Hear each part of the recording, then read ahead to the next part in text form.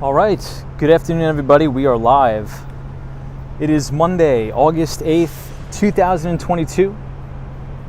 Hope everybody's week is off to a fantastic start. It is an extremely humid day, though, in Manhattan. I mean, wow. It's probably about upper 60% humidity. But we'll manage to crank out the stream. We'll manage to do it. So there's a lot of up-and-coming events this week on Wall Street, but what I think I want to talk about tonight, as it relates to some of the new bills that are being proposed by our lovely politicians, is this very old and controversial subject of carried interest. So tonight I want to talk about what is carried interest, why is it so controversial, should it be abolished, should carried interest be revised, should it just be left alone and stay the same. So as we stream tonight, as we go throughout the stream, we're going to talk about exactly what carried interest is, how it applies to a lot of hedge funds, private equity firms, venture capital firms, vastly anybody who manages other people's money, right, or goes the OPM route. Essentially, you have, I guess I shouldn't say only Democrats are opposed to carried interest, because even our former president Donald Trump was opposed to carried interest. But I think it can be revised. I think it could be retooled, but not to drone on that too long. Today was a little bit of a volatile day in the market. The market was off to the races. A lot of the leading stocks, like Tesla and the like, rallied throughout the day, but then closed markedly lower, about mid-range. So we'll talk about the volatility. We'll also talk about some movements in the bond market. That yield curve is still rather inverted. That US 10-year Treasury yield is trading at about 2.748%. The US 2-year Treasury yield is trading at about 3.204%. We will also talk about quantitative tightening. Obviously, whenever we talk about the Federal Reserve, everybody likes to focus on interest rates. Are they going to raise interest rates by 75 basis points? Are they going to keep rates the same? But very seldom do people talk about the expansion and the contraction of the balance sheet. And we've been seeing something very interesting. That the Federal Reserve's balance sheet is not contracting, or is not really, I should say, falling or going lower as they promised. But there's some key reasons for that, and it has to do with mortgage-backed security settlement, U.S. Treasury settlement. So we'll talk about that just to sort of clear the air. But for now, everybody, let me put away my laptop. We will say hello to everybody joining the stream. Once again, hope everybody had a good start to the week. It is Monday. Very hot and humid out in New York City.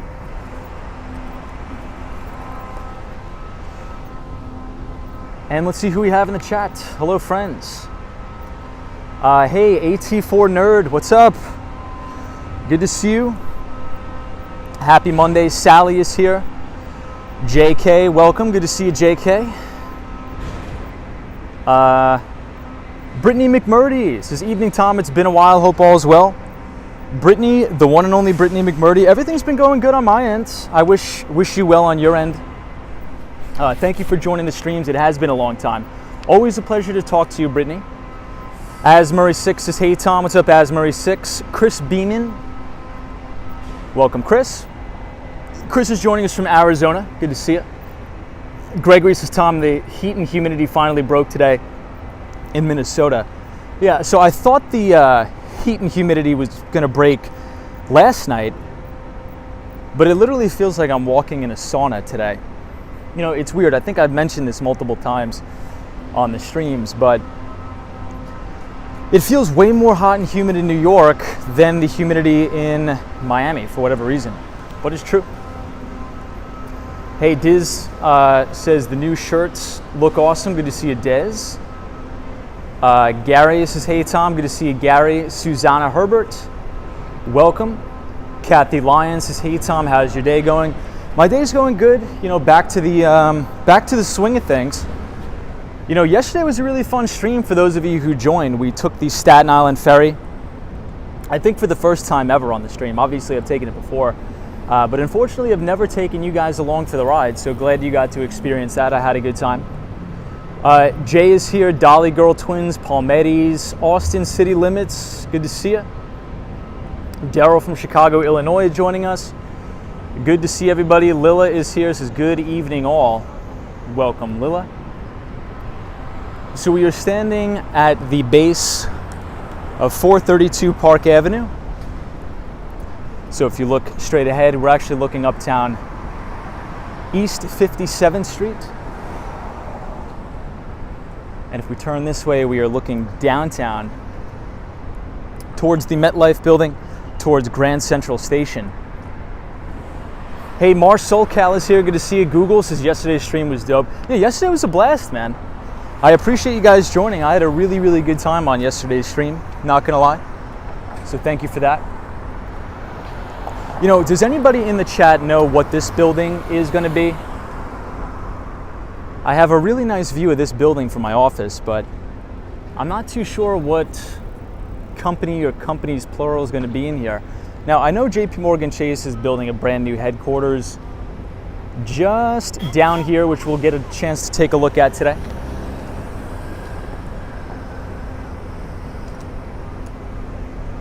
Hey, Stoney is here. It's a shout out from South Slope, Brooklyn. Good to see you, Stoney. Dolly Girl Twins says the days seem shorter now in terms of the daylight. They definitely are getting shorter. I can notice it too. You know, it's almost pitch black now, and it's only 8:30. I mean, only 8:30, I say that, but you know, in the summer it could stay light out to like 9 o'clock at night. So we'll take a quick peek at the very top of 432 Park Avenue. So I've been hearing reports. So right as I turned on the stream, I believe Donald Trump's home in Mar-a-Lago was raided by the FBI. Could anybody else confirm or deny those rumors? So I literally just got a CNBC notification 2 seconds before I started streaming. So I couldn't confirm if that was true or not. Sometimes it's, you know, I don't like to jump the gun. But supposedly, former President Donald Trump's home in Mar-a-Lago was allegedly, I guess I'll say allegedly for now until I know. I literally just got the notification before I turned on the stream. Raided by the FBI. So that's interesting. Yeah, British Grace, as you heard that too. Google says I got a notification from the Wall Street Journal. So maybe it is true, I guess. D says, oh, Tom, maybe you might want to consider this source. Yeah, so again, I got a notification on my CNBC app. Usually CNBC is pretty reliable, right? I think it's safe to say, I think everybody would agree, CNBC is a reliable news source. But then again, you know, I haven't had time to look into it. I literally just finished work, but I got a notification. But David says it's been confirmed. Wow. Tucson says ABC News reported the raid too. Oh man. John L says it's true, potentially taking classified material from the White House. Huh. Wow. NMB 045 says, hope your week started strong, Tom. NMB 045, it did. I actually got a lot done today. I was feeling good, feeling well rested from the weekend. So feeling good. So anyway, everybody, what I want to talk about today is the big debacle on Wall Street coinciding with Main Street of carried interest, right? So, you know, one of the funny thing is, I think everybody could generally agree that there should probably be some revisions towards carried interest. But, you know, if we look at what happened over this last week, who all went to Capitol Hill, right? The lobbyists. So you could think about, you know, KKR, a lot of the big private equity firms, a lot of the big hedge funds lobbying to keep carried interest intact. Let's go to the Seagram building tonight. Hold on, just let me make sure I cross the street safely. But essentially, I think it's important to understand and talk about exactly what carried interest is and exactly what it isn't. Because I think there's a lot of people who misunderstand exactly what it is. And I think the easiest way to try to understand it and conceptualize it is to understand how hedge fund managers, let's say if you're a partner at a private equity firm or a VC firm, or even some specific real estate firms, how they get paid, right? What is their fee structure and the like. Check out this Tesla here, beautiful. Warwalker says this looks like Brickell, a little bit, teeny bit. Soho is here, says, hey Tom, good to see you, Soho. So essentially, let's say you open up a hedge fund, right? You're a hedge fund manager. Now, 99% of the time, you're probably taking the OPM route, right? So you're managing other people's money. In the investment business, you could manage your own money as well, but that's when you think about, the family offices, when, the Michael Dells, you think about Bill Gates, George Soros, and probably 99% of people listening, including myself, aren't rich enough to have a family office. I mean, many of you probably are, right? I'm not going to judge, I'm not assuming. But if we think about the structure of a PE firm, the structure of a hedge fund, the hedge fund or PE firm or venture capital or whatever you want to call it, you'll raise money from investors, right? So if I wanted to start a hedge fund, Seagram building's looking beautiful. If I wanted to start a hedge fund, essentially what I would do is I would get together my investing thesis and I would try to go raise money. So I would say, hey, my hedge fund specializes in enterprise software companies. I have this expertise. We're going to run this quantitative strategy, whatever. This is just an example. In which case I would raise money from investors. And the most notable sort of structure is a 2 and 20. So a 2 in the 20. So the hedge fund manager will keep 2% as a management fee and 20% of the profits. Now, keep that in mind because here's where the carried interest argument comes in. The argument is a hedge fund manager should be taxed as ordinary income. Because the way a hedge fund manager makes money, right? So the way the hedge fund manager makes money is they buy specific stocks or securities or make investments, and if they sell those investments at a profit, they're not taxed as ordinary income, they're taxed at capital gains taxes, right? So if you're investing money, and let's say you hold that investment for 3 years, you're not going to pay, and let's just say for argument's sake, you make $20 million.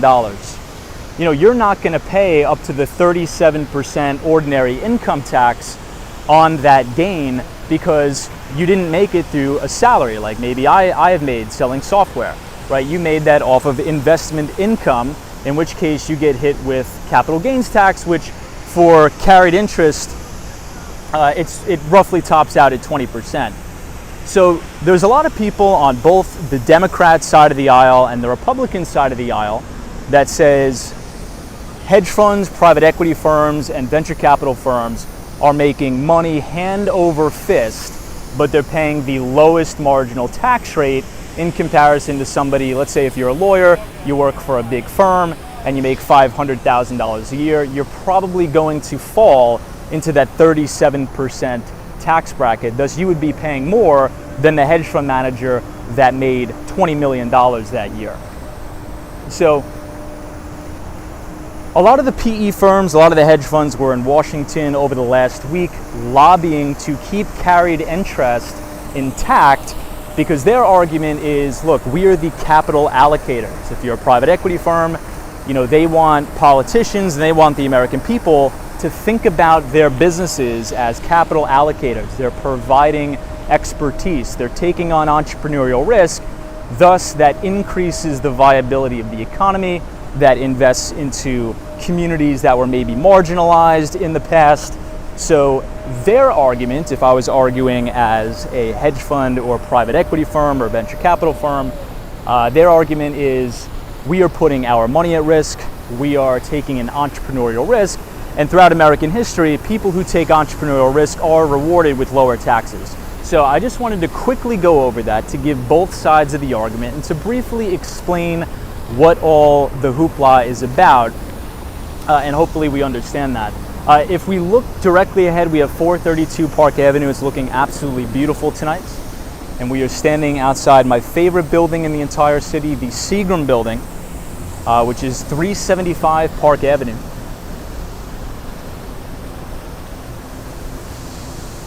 Hey, King is here. Says, hey, Tom, hope you had a wonderful Monday. What's up, King? I did. I had a good Monday. It's a little humid here, though. A little humid. Irish is here. Says, hello from Ireland. Welcome. Harrison is here. Welcome, Harrison. Dan Zhang says, hey, Tom, last week's streams were all so good. Hope this week is going to be another great week.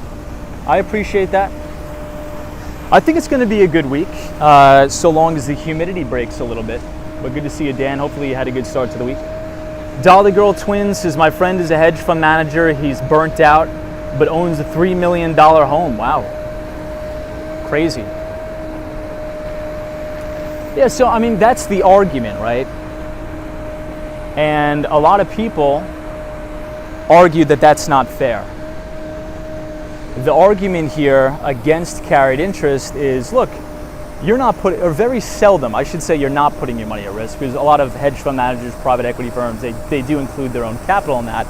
But they're like, you're essentially raising other people's money, or OPM, as the acronym states, and you should be taxed as an employee because you're providing a service of managing that money.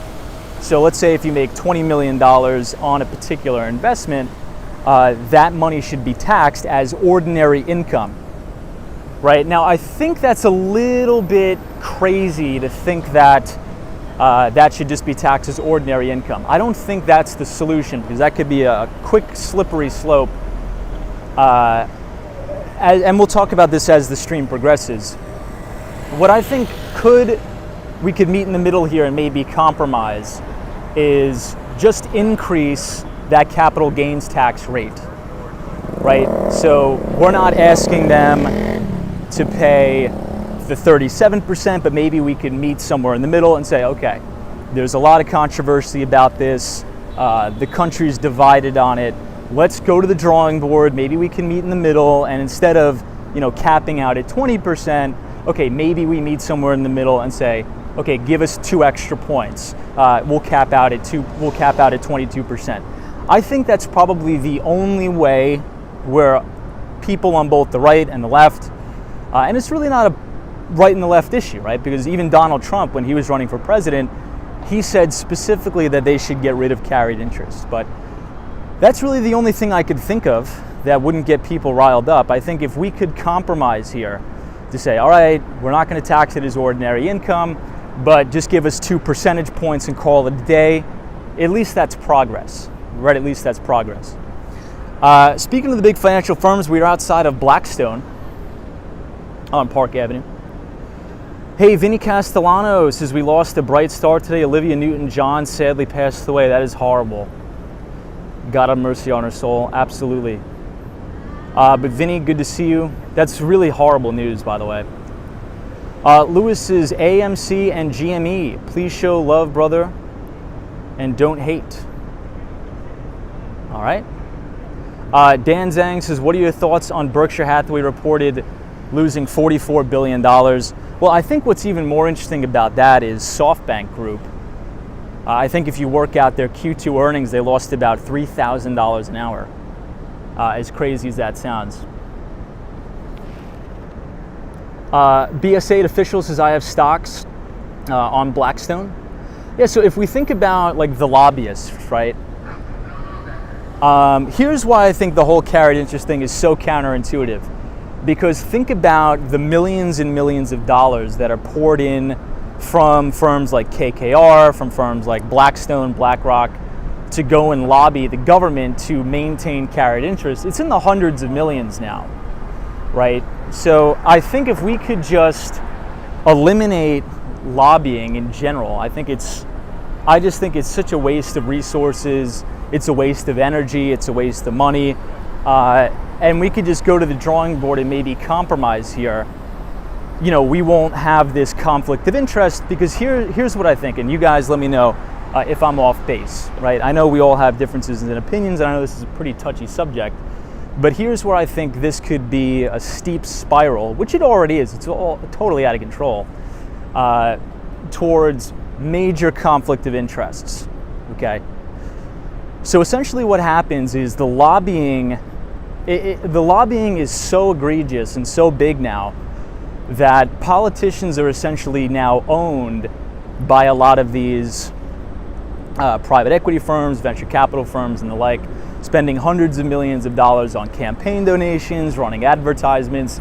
In exchange, they're like, hey, we're going to wave this, $40 million check over your head. In exchange, we'll make sure we maintain the carried interest for you. Which not only sucks time on Capitol Hill when it could be going towards things that are much better, but it's a waste of money and resources on both sides, on the government side and the private sector side. So I think if we can have a concrete resolution to say, look, we understand everybody's pissed off about the carried interest, we got to compromise here so we could abolish this lobbying nonsense that's now racking up into the hundreds of millions. Politicians are now essentially owned by a lot of these financial firms. Instead of the cap being at 20%, okay, maybe it'll be at 22%. But what are your thoughts on that? What do you guys think we could do to solve this sort of carried interest problem? Hey, Watch and Learn is here. Thank you so much for the $1 donation. You are way too kind. Thank you, Watch and Learn. Soho Guy says, Tom, lobbying will get much larger because everybody will have a Tesla bot and that's your lawyer. Maybe, who knows? Lilith says lobbying is so corrupt. Agreed. I just think it's a big waste of resources, I think.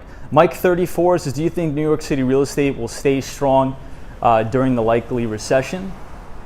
I think New York City will always have its spot in real estate.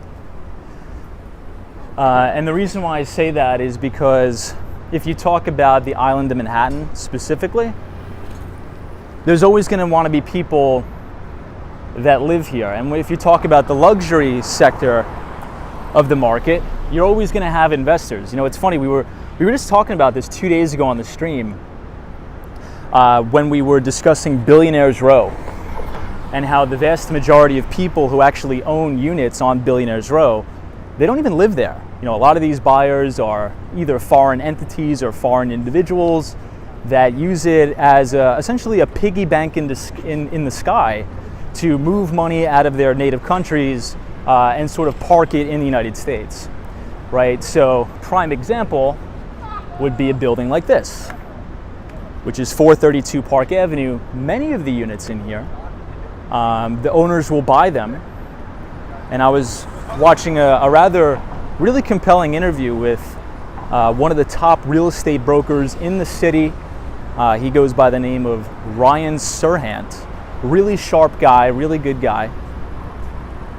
And he says the person who bought the top penthouse has never even been there, right? So essentially they use it as essentially like a safe haven store of value. Because if you think about that for a minute, if you have $100 million and you just want to put it away where it's going to be safe, is there a place in the world where it'll be more safer than right here? Thousands of feet in the sky. You don't have to worry about people breaking in. You don't have to worry about really anything. You have a full maintenance staff. And maybe in 10, 20 years when you go to sell it, you just sell it and you get all the tax advantages and the tax breaks. So I think there'll always be those type of things going on in New York. I think the biggest problem that we need to solve in New York is the affordable housing. The only thing that I could think of is the city should work together with private entities or real estate building, everybody. Brand new. It's going to look absolutely beautiful.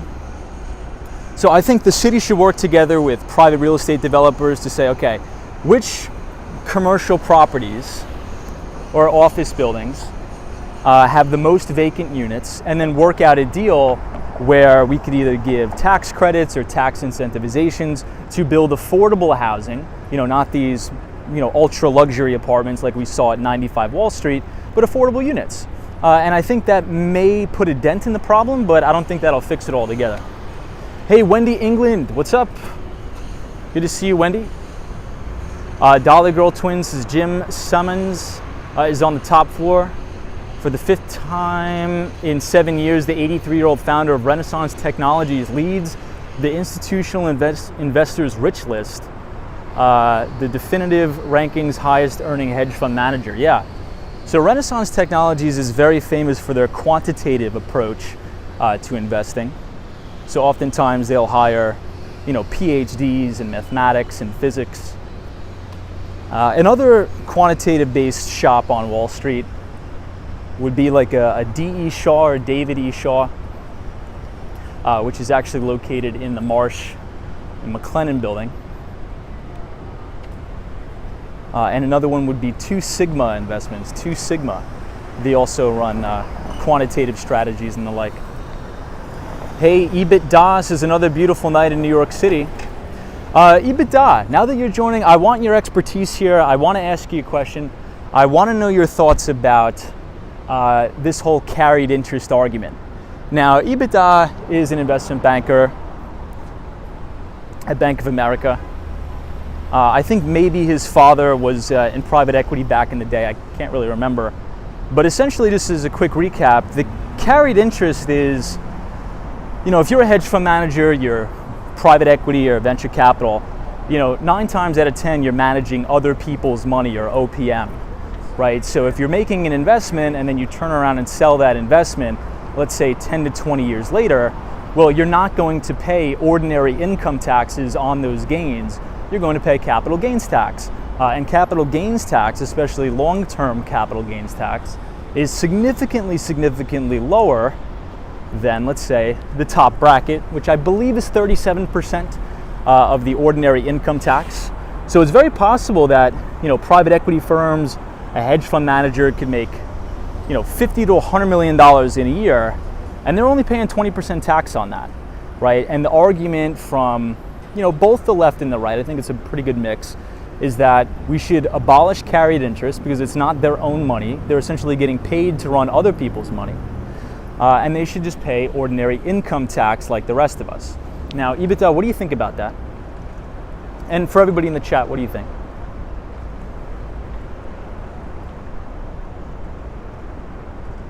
Hey, Jeff is here, says good evening, Tom. What's up, Jeff? EBITDA says, yes, my dad was a managing director with Blackstone in real estate. Good to see you, EBITDA. Chaim says, where are you? We are on the corner of 46th Street and Park Avenue tonight. Very humid day. Very, very humid day. The humidity is really cranking here on Park Avenue tonight.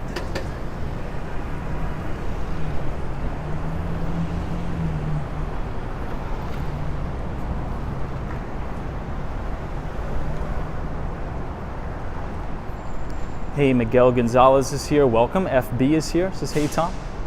Good to see you, FB. Denise.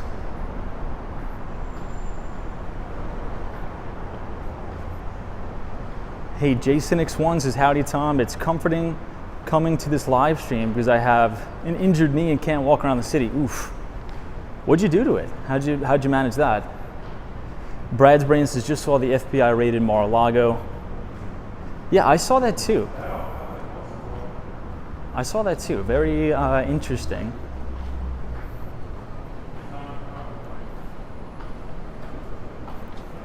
Zebatata says, it's sad that's even a question. If the money is your income, you should pay taxes. Yeah, so Zebatata, they do pay taxes, right? They do pay taxes, but here's the thing. They just get taxed at a lower rate, right? Because, again, I'll sort of try to review the argument. And I'm not sort of rooting for one way or the other. I'm just trying to explain the situation because obviously with the new bill that was introduced, they were trying to get rid of carried interest, but now carried interest will remain.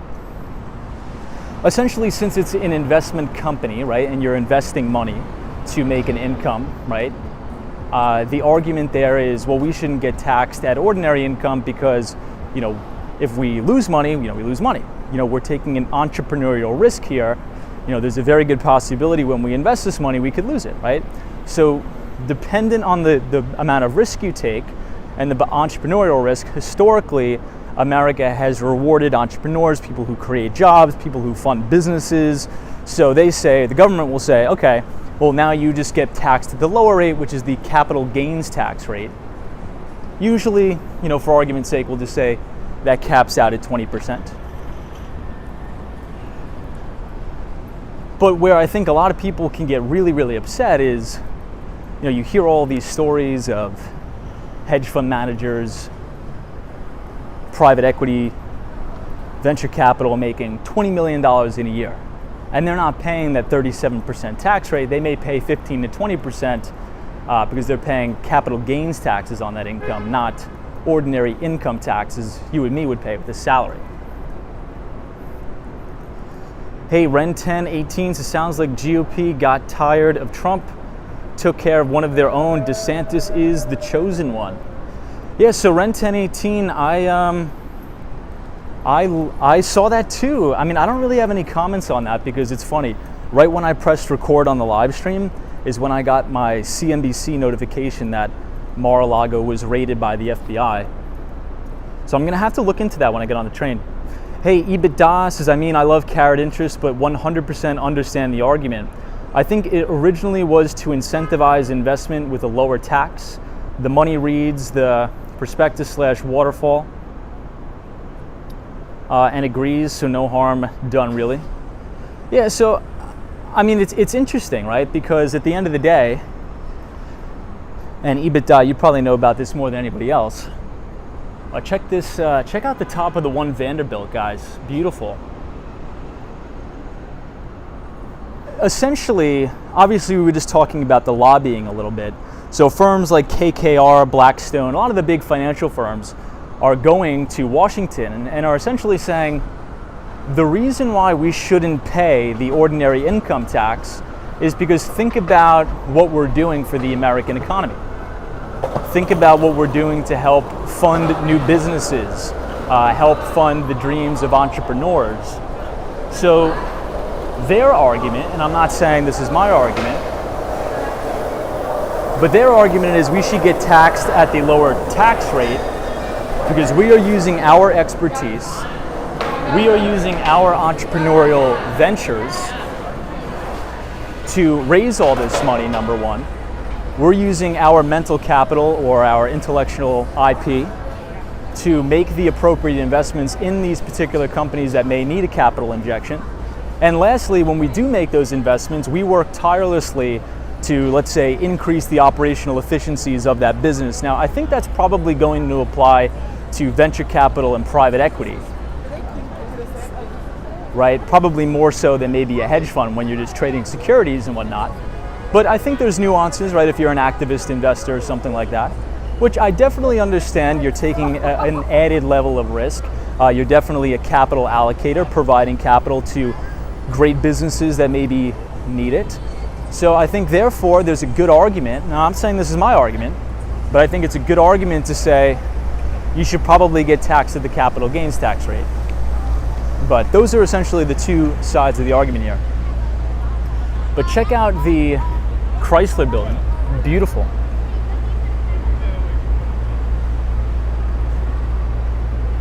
Yeah, Ren10 says, New York City summer, love it. I love it too. Hey, my best friend Sunshine After Rain is here, welcome. Della's Lifestyle says, I don't know about you guys, but I love capitalism. I'm right there with you, I love capitalism too. Lil Yell says, I'm feeling very pessimistic about this country today. Feels like a lot of stuff is falling apart and nothing will change, says Little Yell. I always tend to lean optimistic. You guys know I'm almost like a perma-optimist. I'm not sure if that's a good thing or a bad thing, but I think it's worked out good so far.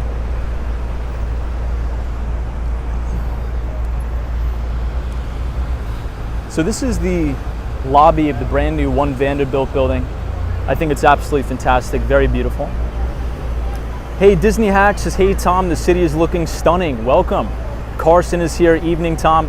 Carson, thank you for joining us. We were just talking about carried interest and fund structures. So good to see you. Hey, Wendy England says, I watched last night's stream and loved the Staten Island Ferry. Thank you so much. I loved it too. It was a blast. Last night's stream was definitely a blast. So thank you guys for joining. N4T4 Light Says, good evening, Tom, everybody. It's Natalie. Good to see you. Oh, Natalie, copy that. I think you told me that about 20 times. I forgot. I apologize. Jim Wolf says, it's a good thing. Hi, Tom. Good to see you, Jim. Hope you're well. Always a pleasure. Now, we're just starting to get a breeze in the city. You know, up near my office, where my office is, 57th Street and Park, man, it is really, really, really humid. My God. Hey, Sabrina Fair says, my husband just said, I love that you're getting dissed. Hey, I am used to being an outsider. Good to see you, Sabrina Fair. Hey, NPC 007 says, what is China's end game in building dozens of military bases in the South China Sea? I don't know. I really don't think I'm too good. I don't think my expertise lies in foreign affairs. I actually think I'm pretty poor at predicting that type of stuff, but I think China has the same interests as any other country has, right? The United States wants to, you know, build military bases and have their interest in different countries, and I think that China is doing the same. But everybody, this is on the corner of Madison Avenue and 42nd Street. Check this out. This is a view standing directly under the One Vanderbilt. Absolutely beautiful.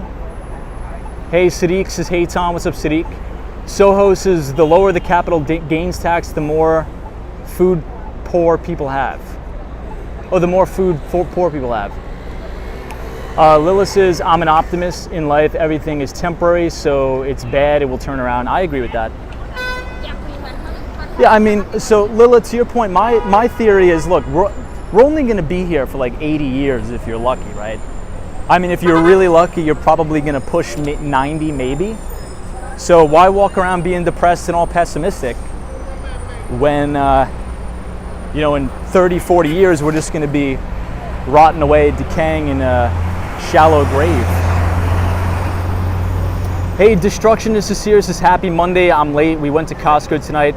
We somehow managed to only buy what we went in for. That's a miracle. That is a miracle. That's a miracle on 42nd Street right there. Dan Zhang says, Tom, what brokerage do you use for investing? I use TD. So I mainly use Interactive Brokers. So for my long-short portfolio, I use Interactive Brokers. However, for my retirement accounts, Charles Schwab is custody for all of that. So those are the main two that I use. I think that they're probably the safest places. You know, I would never, ever, ever use any of these like Robinhood or Webull. I would never, ever even put a dime in them. Sunshine After Rain says, beautiful view. Good to see you. Palmeni says, the humidity in Mar-a-Lago is 100% right now. It feels like 200% Midtown Manhattan.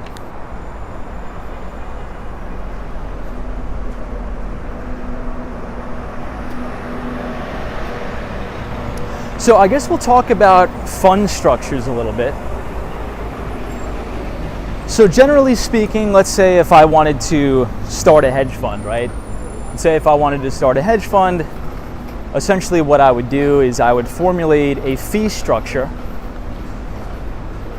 I think we could all agree the vast majority of the times it's usually like a 2 and 20.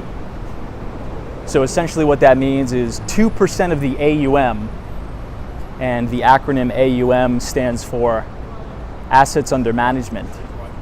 Okay, so that 2% of AUM, what that is used for at the particular fund is to essentially turn the lights on, right? Pay the bills. You know, maybe you have a couple analysts. You use that, the fee income, the 2%, to pay your employees. You know, maybe you have 2 hedge fund analysts. Maybe you subscribe to some sort of equity research platform like a Bloomberg, where you pay for the terminals. Maybe you pay for consultants and things like that. So the 2% of the AUM essentially puts the lights on, turns the lights on, pays the bills.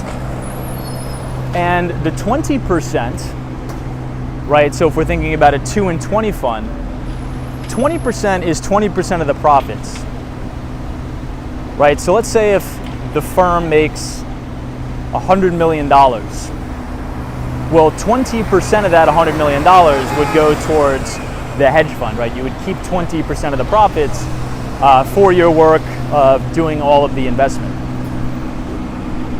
And I think that's the most common way. Now, it's interesting because this year in particular, it has been very, very difficult in the hedge fund business to make any money or generate any alpha. Let's just take a look at the New York Public Library Lions for a minute. I always love looking at these things. Hey, Football Shane Life says, hey Tom, can you do the ferry again? Dude, I think we may have to do the Staten Island ferry every Sunday night. That was such a blast. What do you guys think about that? Should we do it every Sunday night?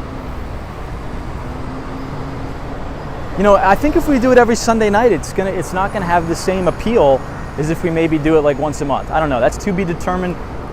Type it in the chat, what should we do?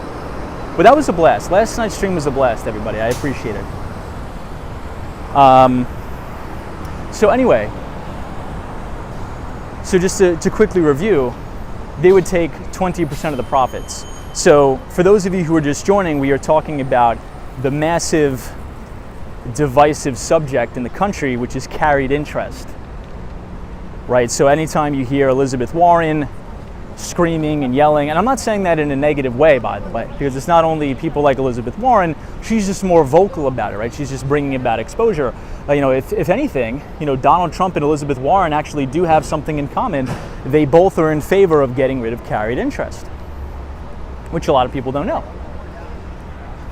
So that 20%, let's say if you make $100 million, that 20% is only going to get taxed as capital gains tax. It is not going to get taxed as the ordinary income. So for example, at my previous employer, my job was to sell software, right? My job was to sell software and hardware, different types of products. We're standing outside of the Steven Schwartzman building, by the way. So I would have to pay more taxes than a hedge fund manager, right? Or a percentage base, let me not be disingenuous here, than some hedge fund managers out there, just because I was taxed on income, ordinary income. And this is why, you know, there's always that saying out there is that you want to be an investor, you don't want to make your money off of income, right? Because you're taxed at a different rate. And that's really because America is a very, very unique country where we tend to reward entrepreneurs based upon risk, right? So the argument there is, you know, let's say if I worked at a big telecom company, right? Let's say if, just out of argument's sake, my last company I worked at was a big telecom company, right? I didn't pay any money. I didn't invest any money to build out the 5G network. I just signed up, they gave me a $100,000 salary, and I could literally destroy the company, never show up to work, and I'd still get paid. But the investors in that business, if I do a poor job, they would lose all their money, right? So the sort of give and take argument there is that you will pay taxes into the proportion of the risk you take. So Ray Dalio, obviously Warren Buffett always makes that argument that says it's really, really crazy that in America I pay less taxes on a percentage basis than my secretary. I'm sure everybody's heard that before. But that really has to all go into account of the carried interest rule, where the profits of the hedge fund or the investment management firm, private equity, venture capital, are not taxed as ordinary income. So I think it's very appropriate to sort of talk about that today, understand the structures of most firms out there, and just sort of why things are the way they are. Well, check out this shot right here, everybody. This is the New York Public Library flag overlooking the beautiful Bank of America Tower right on 42nd Street. Hey, Abdul is here. Good to see you. Welcome, Abdul. Hope you're well. Zabatata says, do hedge funds really take that much risk? Yeah, in many cases, but I definitely do see your argument there. Hassan B says, hey Tom, how are you? Nice to see over 600 viewers. Remember the skateboard days when it was tops 40 viewers? Yeah, I remember that too.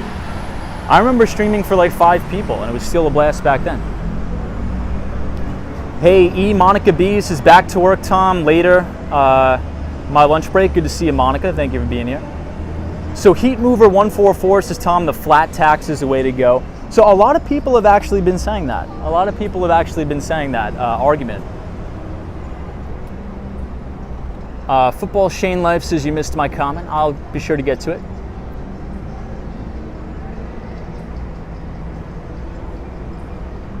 Bob says the New York Public Library is old as Miami. Rodrigo is here, says hello from Brazil. What's up, Rodrigo? Trust you're well. Yeah, Wendy England says, wow, we're at 17,500 subscribers. Yeah, I can't even believe it. I really appreciate everybody that's been subscribing to the channel. It's a blast. I always look forward to live streaming and talking about different subjects after work. Nicholas Duras says, Tom, did you hear about the Inflation Reduction Act passed by the Democrats? These Democrats are trying to destroy the middle class. Yeah, so we were talking about that, and I think that's what sparked the conversation of carried interest, right? I think one of the biggest things in that bill, that the Democrats wanted to put in, but obviously the big venture capital firms, private equity, essentially lobbied to keep it out of the bill, was the abolishment of the carried interest. So that's why we were sort of talking about carried interest today and explaining it. I would like to just say one thing, everybody.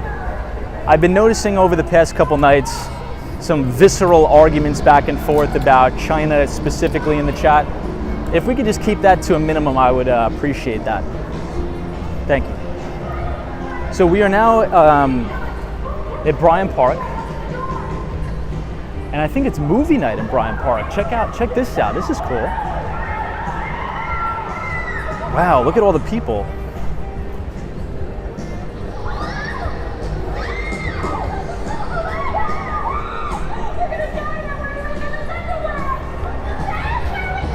Wow, check out all the people in Bryant Park tonight, everybody. Hey, Connor says, hey, Tom, how you doing? I'm doing good.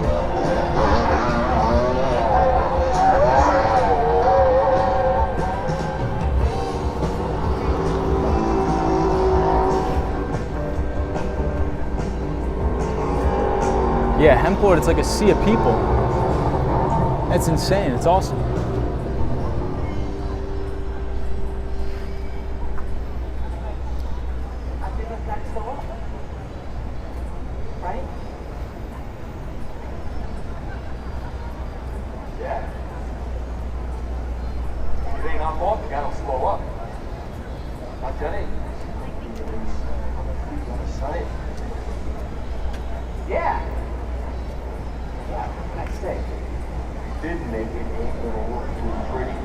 Hey, Troy 1995, what's up, Troy? Yeah, so this is the movie night. I think every Monday, maybe Mondays and Thursdays, they have free movies at Bryant Park.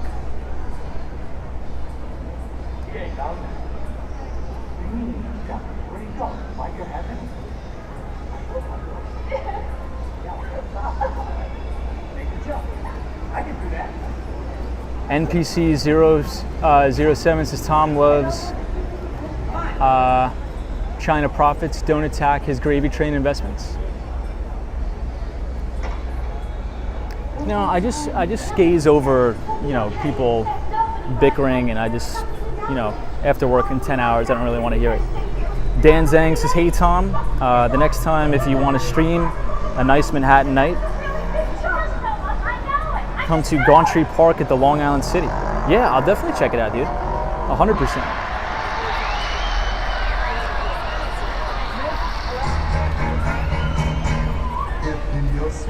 So this goes on. So Mondays at 8 o'clock. Let's see when it ends. August 15th.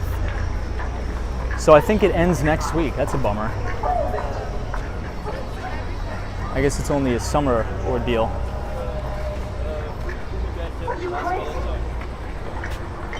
Come on, Paulette. What I told you before, you are not going to go out there like that. Oh, I know. I gotta put a little something on my face.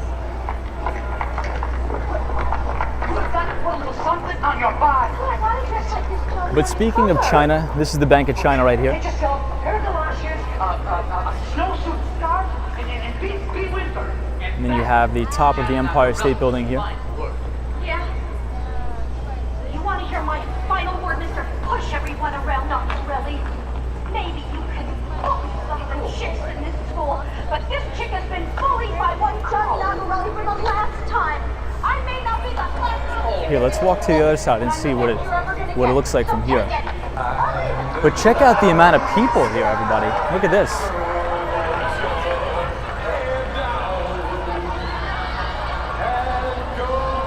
NMB 045 says, if you had a tough day, Bryant Park is always a nice place to wind down. I agree.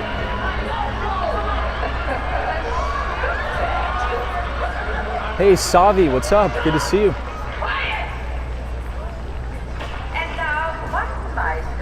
I'm not sure which particular movie this is. Maybe if we get closer, we'll be able to find out.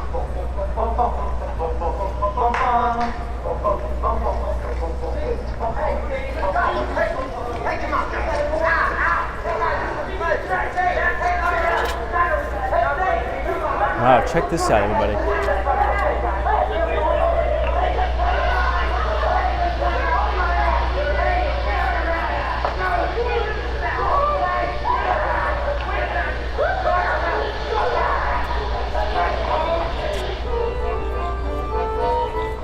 I think it may be Greece too. I think you guys are right in the chat.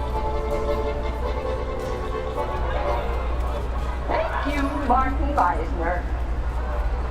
And now I have the great pleasure to introduce the T-Bones. Yeah, Jay says no better surroundings to watch a movie. Agreed.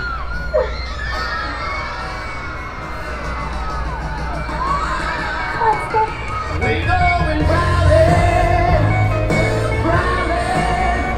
tonight.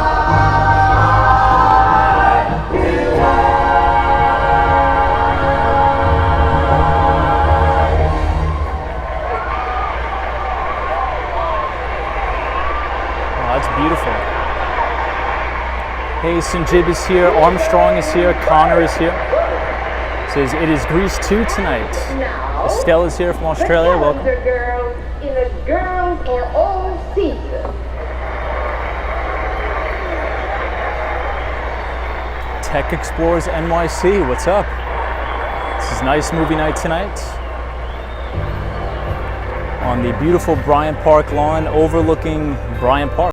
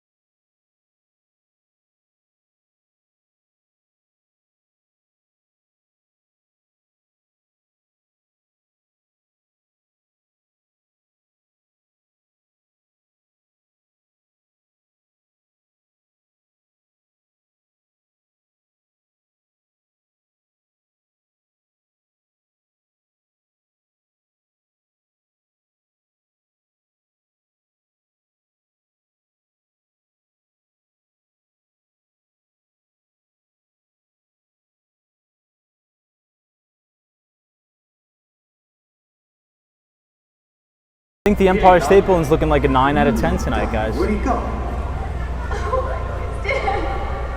Austin City Limits is like, there must be 2,000 people there. There must.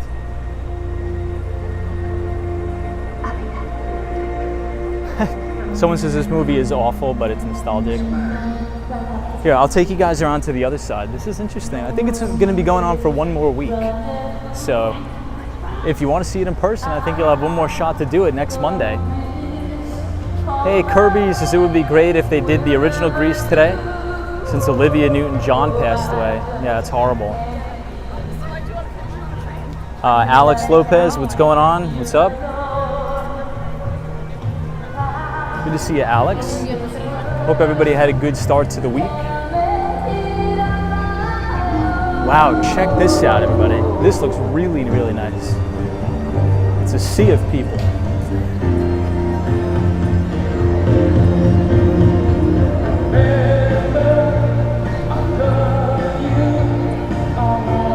Alex Lopez says cheers from Miami. Good to see you, Alex.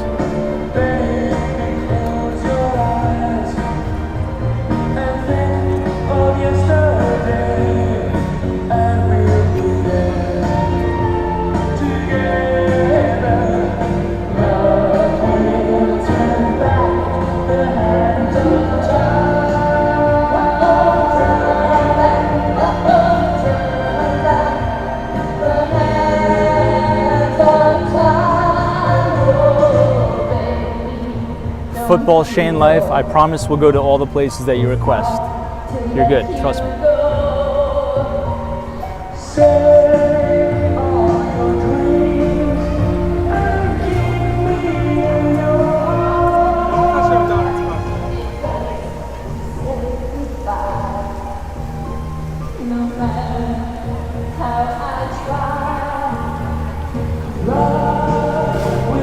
Hey, Paul is here. Says, hey, Tom from LA. It looks great and sounds great. What's up, Paul? Stephanie, please don't cry. So this is a beautiful view of the One Vanderbilt building here. Just when I found you, I lost you. That doesn't matter now. The only thing that matters is that I love you. If you guys are enjoying the stream tonight, feel free to leave a like on the video and subscribe to the channel if you're new.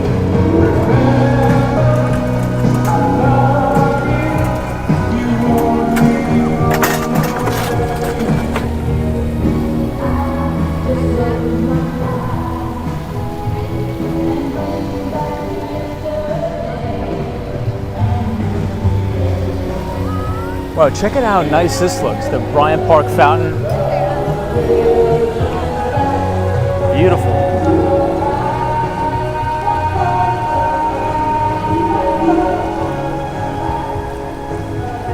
Yeah, Bob says, Tom, Citadel bought another Brickell property for $20 million. I saw that. We're gonna have to check it out when we go back to Miami.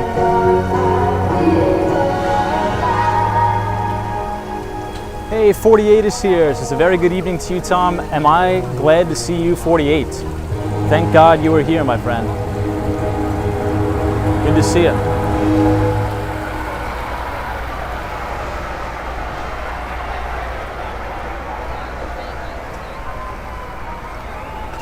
And now, we will begin the talent contest, and the king and queen of the Lonnie Luau, Mr. Locarelli. And this winner name.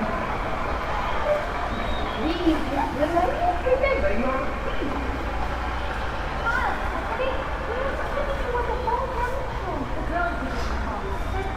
Oh, I'm gonna give you guys another view of this side. And we'll see you all at the luau tomorrow.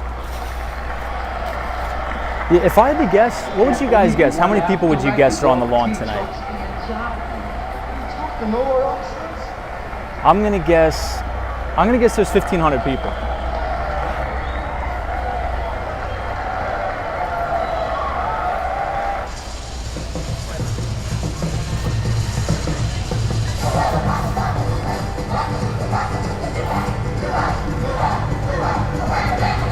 Hey Brian, what's up? Good to see you, Brian. Wow, 3,500? No way. Paul says 1,000. Wendy, England. Okay. Hey, Bottomless Coffee. Welcome. What's up?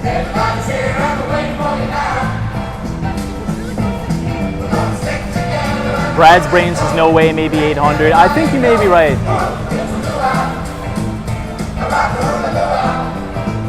Man, One Vanderbilt's looking fantastic tonight. You know, it feels like that is such a bad name.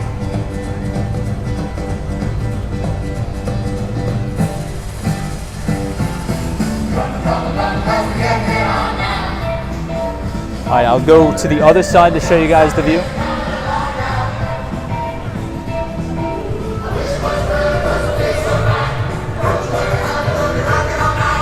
Hey, Connor says, Tom, are you walking on Park Avenue tonight?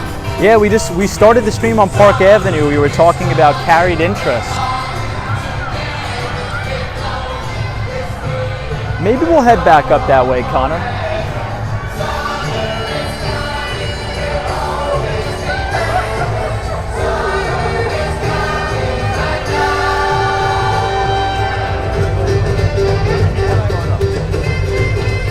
Yeah, Austin city limits. Let's start counting.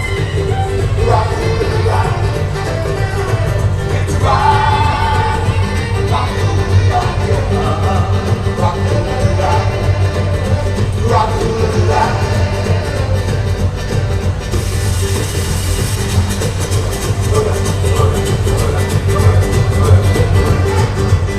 the sun sets on the Lani K1 luau, a reminder to our seniors. In the words of our very own President Kennedy, think not what your country can do for you, but what you can do for your country. Now will the king and queen of the luau take their appointed positions on the pool of enchantment? Really? Ren 10 says Gotham says 10,000 people can squeeze in this lawn. That's almost unbelievable, Ren 10. That's crazy.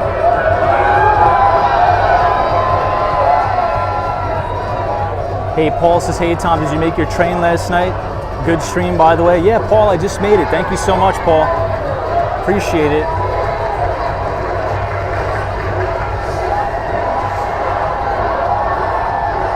Come on, we're having a good time. It's off. Will you stop it? What are you doing? Drop the cigarette. I'm burning myself. You're gonna burn us up with that cigarette. Can't you put it out? You're gonna knock us all around. I'm trying to be cool here. Run and get me out of here right now. You be quiet. Yeah, Connor. So Connor's asking about the FBI raid.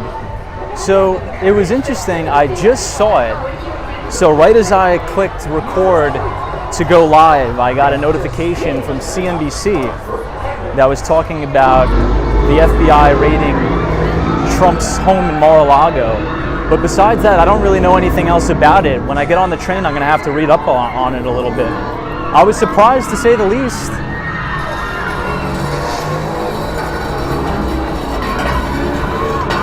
Hey, Sylvia's here. This is Grease 2. No wonder I don't recognize the songs. I never was a fan of this version. I've never seen either.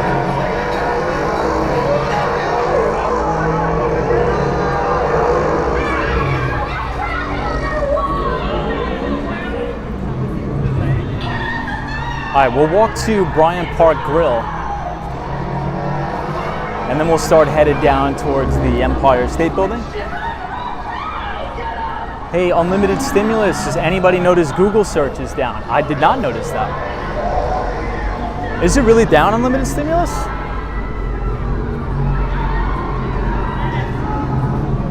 Hey, Human says, hey, what is the event? So this event is movie night in Bryant Park, and I think it's going to last for one more week. So if you guys want to see it in person, you could actually come here next Monday. I think that will be the last week they are doing the movie night in Bryant Park. But right here is the beautiful Bryant Park Grill, one of my favorite spots in the city. But everybody, check this out. This is going to be a bird's eye view of the movie from up here. Check this out. Look at all the people.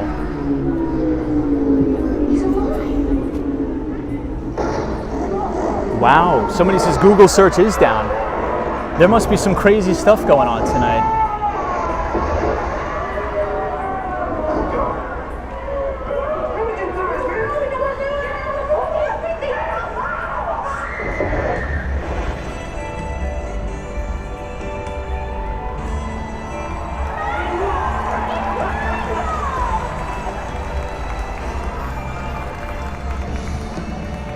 What an action-packed Monday, everybody. Google's down, Trump's getting raided, we got Grease 2 popping off in the park. I mean, what more? I mean, this is just great. NMB 045 says we thought Rogers also had an outage today in Canada. Wow. two-wheel freedom. Oh man. You. Move it, move it! Are we racist? Hey! What?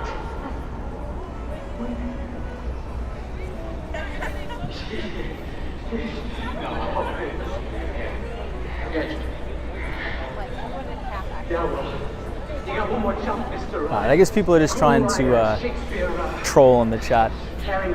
No trolling in the chat. If Google's down, it is down. But if it's not, let's not spread the fake news. I got a point to make too. Jacket. What's he for jacket?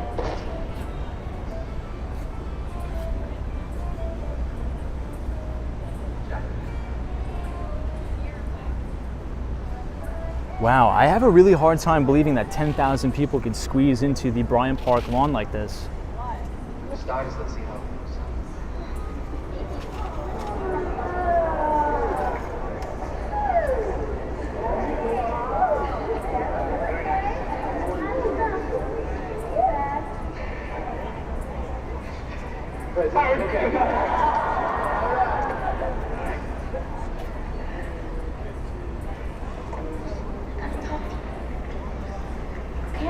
Hey, Gregory's here. This is probably about 1,000 people.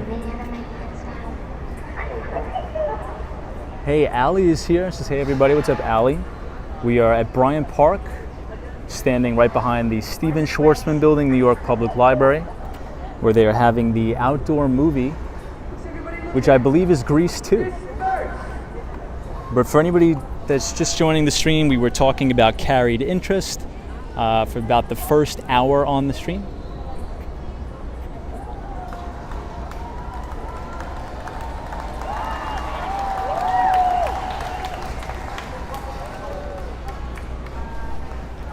Hey, Tiago's here, welcome.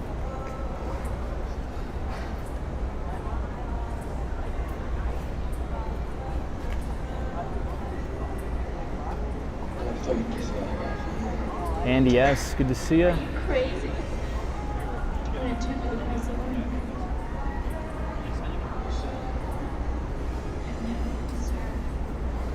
Hey, Bottomless Coffee, says Tom. I used to work by 1 Bryant Park, really miss eating lunch in the area. Yeah, Bottomless Coffee, this is one of my favorite places to have lunch for sure.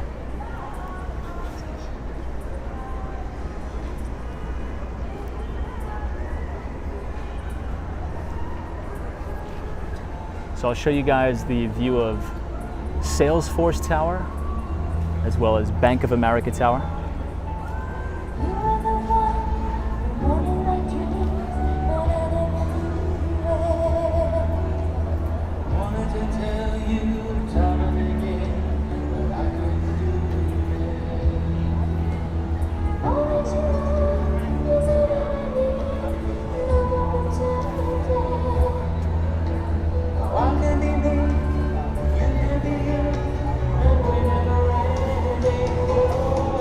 King says, Tom, jump on the stage and start talking about finance.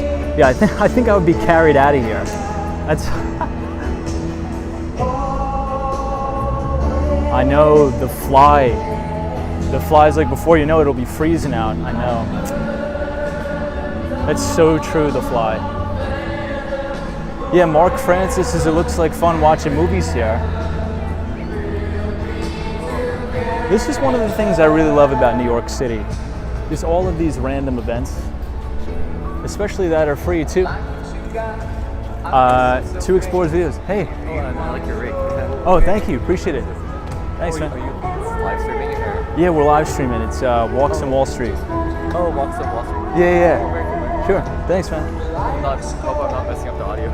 No. We just talking this BS. Yeah. I was wondering, do you know, I got here late, but do you know if they did a tribute in the beginning for the Greece actress who died, or? Oh, I don't know that. So a lot of people in the chat were talking about that too. I don't know if they did. Yeah, I don't know. I would assume they probably did. Maybe. Right. Yeah. Last week they were screening Star Trek, and they did a tribute to. Oh, really? To one of the actresses. Right. Nicole Nichols. Oh, Nichelle Nichols. Yeah. Yes. Yeah, you're right. Okay. Have you seen this before? I haven't seen this one, but I think next week is the last week that they're going to be doing this. Right. I think this is the last movie they're doing. So yeah. It's pretty high today. Yeah. Absolutely. Hey, nice to meet you too, dude. What's your channel called? Walks in Wall Street. Walks and Wall Street. Walks and Wall Street. Yeah, on YouTube. Yep. Thanks, man. Just like go around the city doing something. Yeah, so we do like live streams 5 days a week between New York City and Miami, and we talk about like the financial markets. So today's topic is carried interest, because the bill that passed, so we were talking about carried interest. Yeah, and different like hedge fund structures. So that's the topic for today. Yeah. Very cool. Yeah. Is it, do you like talk and walk, I guess? Yeah. So it's like, and then we just like read some of the comments here. So like people will chat and say whatever they want. It's cool. It's fun. How many Yeah. people are watching right now? That's a lot. I think about 800 people. Oh, cool. Yeah. That's really interesting. That's a really Yeah. interesting concept. So, It's fun, do man. you ever like interview people and ask them their take on financial news? Not usually. I kind of like to. So we start at 8:30. We start live streaming at 8:30. I usually do that because that's when I get off of work, and I just sort of try to stay away from people, because the city, like, people get pissed if you're filming them. Yeah. So we just usually walk around for like 2 hours, do the show, and then we wrap. So yeah. I love that concept though. Like at least it's not like a stationary background behind it. Correct. Yeah. It's Like that would. basically one of Yeah, those exactly. That's like the concept. So instead of just like talking at somebody, I think a lot of the YouTube videos, it's like these finance guys are talking at the people.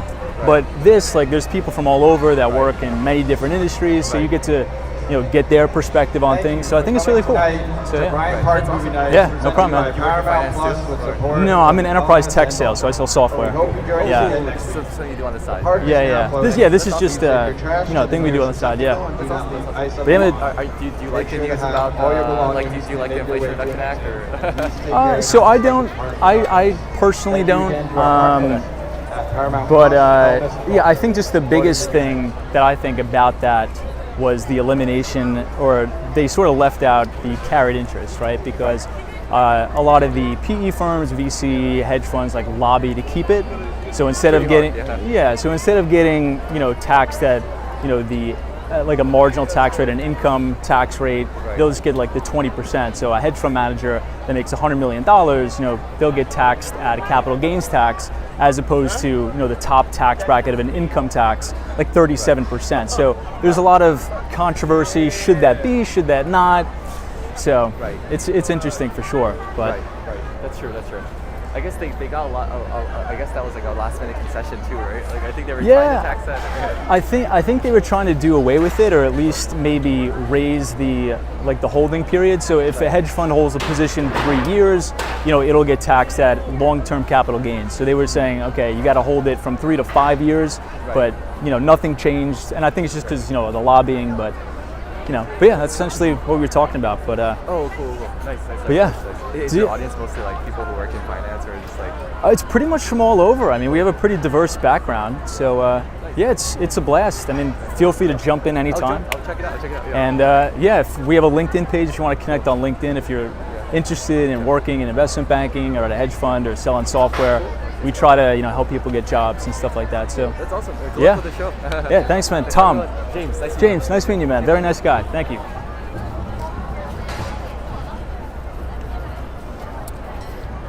Hey, David, welcome. Yeah, so it looks like we have now concluded.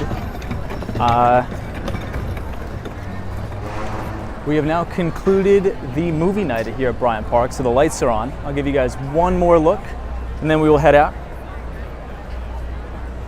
Hey, Tom M. says the FBI's Florida search warrant execution of Mr. Trump's home resembles something from a third world country.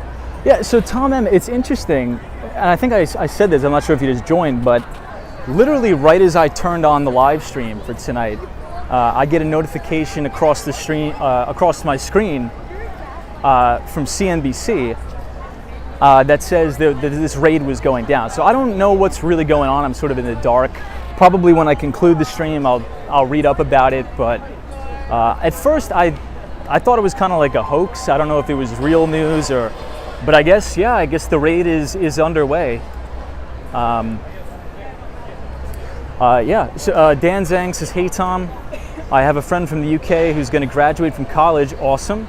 She wants to work in tech sales. Do you have any advice on how to get her offers? Yeah, I think the biggest thing is just I think the first thing is, and I think I posted this on Twitter, is that any type of software company, or let's say if it's a SaaS company, software as a service company, if they're publicly traded, the first thing you should do is listen in to one of their earnings conference calls, because if you do that, you'll be able to see the trajectory of their business. And what I mean by that is the goal of any person in tech sales, right, or sales in general, is to move up the ranks from a BDR, SDR, to an account executive, to a mid-market account executive, then hopefully reach the enterprise sales level, enterprise account executive. Obviously, you're going to be dealing with larger deal flow, deal sizes. So the reason why you want to look at the earnings reports is because it'll show you the amount of deals that particular company is closing with $100,000 plus ARR. And ARR is an acronym for annual reoccurring revenue. And usually, if you're selling a $100,000 ARR product, probably enterprise customers are buying that, right? Fortune 1000, Fortune 500. So the first thing I do is look at the publicly traded company, look at the publicly traded SaaS companies, identify which ones are really making the strongest penetration into the enterprise, and apply to all of them, right? Because as you move up the ladder from sales development representative, business development representative, you want to be able to have a very healthy pipeline and book a business to say, hey, we closed XYZ customer. We have a portfolio of enterprise customers that trust our software, and then maybe you can leverage that for referrals or just proof of concept. So that's the first thing I do. And then I would just literally mass apply to every single account executive position you possibly could. But the last thing you want to do is work at a company that has a really, really horrible product, right? I think that you want to make it easier on yourself as a salesperson. So if you can identify a product that customers love, it's going to be an easy sale, right? But if the software is horrible, it doesn't integrate well with other pieces of software that they may be using, well, then nobody's really going to want to buy that, right? So I would really focus on listening into those earnings conference calls. Obviously, that's 100% free if you just go to the investor relations page of any SaaS company and just apply. Just apply. If you're asking about, what exactly to put on that resume, what I would put is, even if you don't have much experience in sales, any little thing that you could think of that you materially drove revenue, right? It could be maybe you worked at the bookstore or something at your college. I don't know what your friend's experience level is, but weight the resume around experience driving revenue and customer acquisition, because oftentimes there's two segments in a sales organization at a big software company. Number one is outside sales, in which case this is new logos. So the industry term is new logos. So you're hunting for new business. So they want somebody that's very aggressive, that knows how to overcome objections. And number two, inside sales. So inside sales, let's say if the account executive or the hunter goes out and closes a big deal, that deal will then be passed on to account management or inside sales for landing and expanding. right? So let's say if I sell a customer a $50,000 ARR software package, the goal or the job is to grow that customer or maximize that customer over the next 5, 10, 20 years, right? So if we can sell them new products and services, add-ons, right? We want to land that $50,000 client and then expand on that revenue, right? Maybe we sell them a different SaaS product or whatnot. So that would be inside sales. So the last thing I'll say is identify what she wants to do. Is she more of a go-getter where she'll have to get on the phone, cold call, send out emails, acquire new business?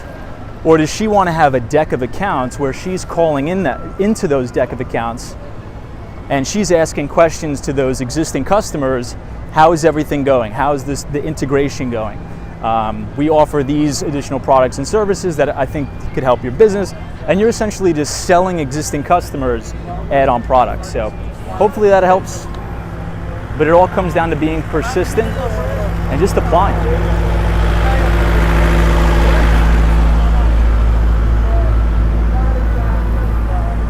Hey, Billy is here. Says, I know nothing about tech sales, enterprise software, or hedge funds, but if you try to buy or sell a house, I got fam. Billy, what's up, dude? Always a pleasure to see you. So Billy, last night on the stream, we actually went to Staten Island last night.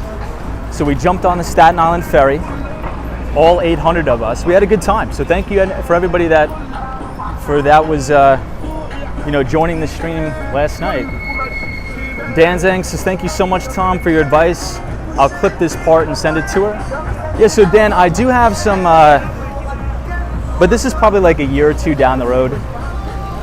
Me and one of my friends want to open a recruiting company specifically focused at tech sales. So you could think about telecom sales, software sales, SD-WAN, because we think we have the expertise and the understanding to know what makes a good account executive, what makes a successful account executive. So that's in the works too. And I think that'll tie in really well with the channel because a lot of people on the channel are interested in getting involved in the tech sales, right?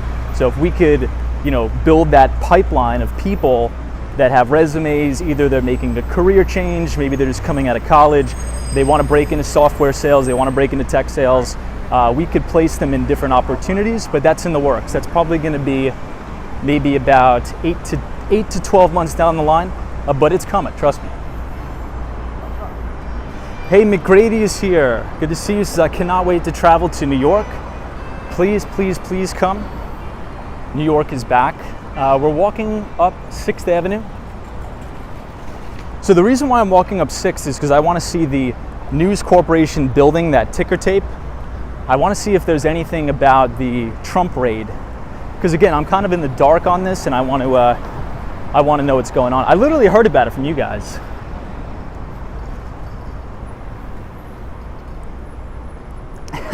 Hey, Line Sync says, if you'll pardon the British pun, it was a very good stream last night. That's the comment of the night. I got to pin that to the chat if I can. Yeah, Denise says, the ferry was excellent, just wanted more of the Statue of Liberty maybe next time. Yeah, Denise, maybe we'll do that Sunday night. So maybe this Sunday we'll do the Staten Island ferry again. I had a good time. Hey, Brad says, Tom, I'm service operations, construction type focus, HVAC, plumbers, repairs. Find me a new job in Houston. So Brad's brain, those are very, very lucrative careers. A lot of my friends from back home on Long Island went into HVAC, either being an HVAC mechanic or HVAC and plumbing sales.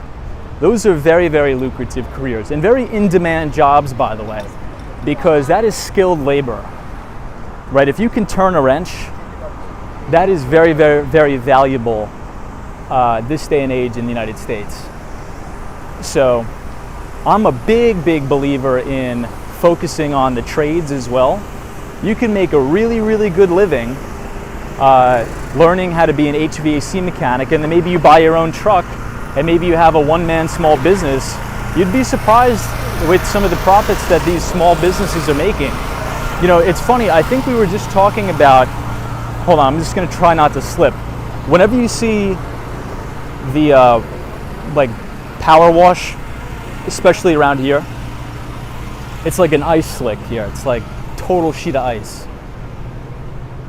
But yeah, you know, a couple days ago on the stream, let's see what they say at the News Corporation. Let's see what we got. A couple days on the stream, we were talking about a potential really good business of buying these very boring businesses.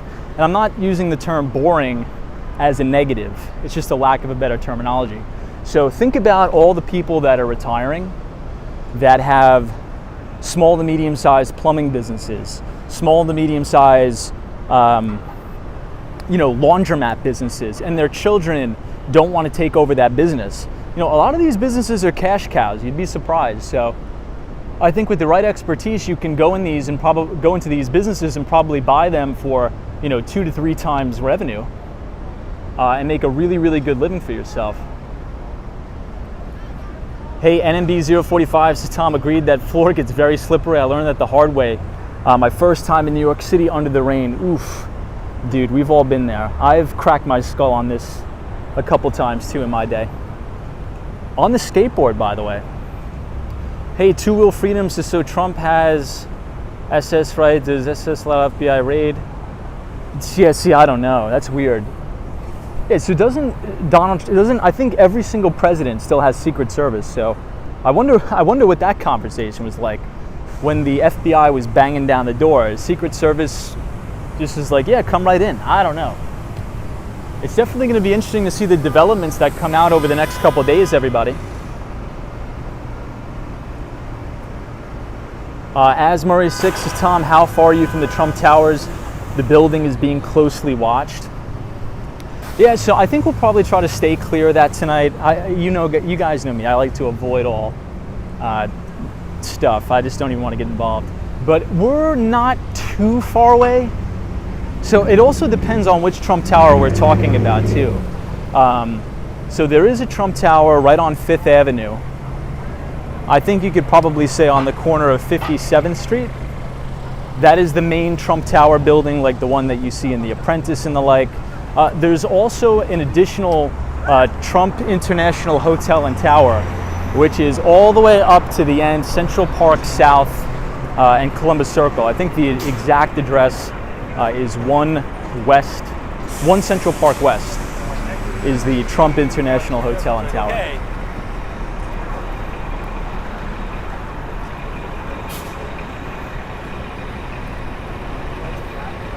Oh, wow. So a lot of people in the chat are saying that Donald Trump was in New York today. Wow. I didn't know that. Not for nothing, here's a little bit of a shortcut for everybody. So when it's a really, really hot day out in New York and it's sticky and it's humid and you have to walk to Park Avenue, I always cut through the Trump Towers because they always have the AC cranking in that building. So you walk right in on 5th Avenue and you come right out on Madison, and it saves you a loop around the block. So pro tip there. Hey, Julia is here. Welcome, Julia. David says, how many houses does Trump have? Good luck. Yeah, I don't know. I really don't know. So not to be mistaken, everybody, maybe you guys could help me out here in the chat. I think his former residence was here in New York, but now I think the official residence is in Mar-a-Lago.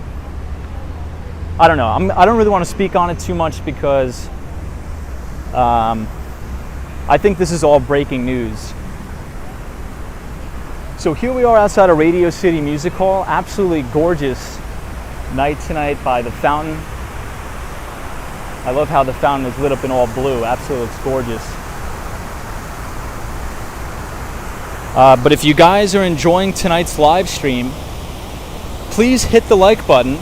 And if you're new to the channel, hit the subscribe button because we do go live about 5 days per week, live streaming New York City and Miami. So we'd love to have you along for the ride. Hey, Photos from Around New York is joining us. What's up, Photos? We were just checking out Grease 2 at Bryant Park. And we had an interesting conversation tonight about carried interest. Hey, Marjan Worldwide. Good to see you. Says, wow, blocked my comment. So I did have to program the Nightbot to be a little bit more strict. So if any of like the just vaguely vulgar words, the Nightbot will automatically tune out, because we've been getting a ton of really, really annoying bots. So I apologize for the inconvenience. So if you do try to type something, just adjust your wording and then it'll probably go through. But we've been getting flooded with spam bots. VSS NAV says, how hard is it to get into investment banking at a bulge bracket bank? Well, here's the stereotypical answer, which I'll give you first. It is true that the top banks generally recruit out of, the top 50 schools, right?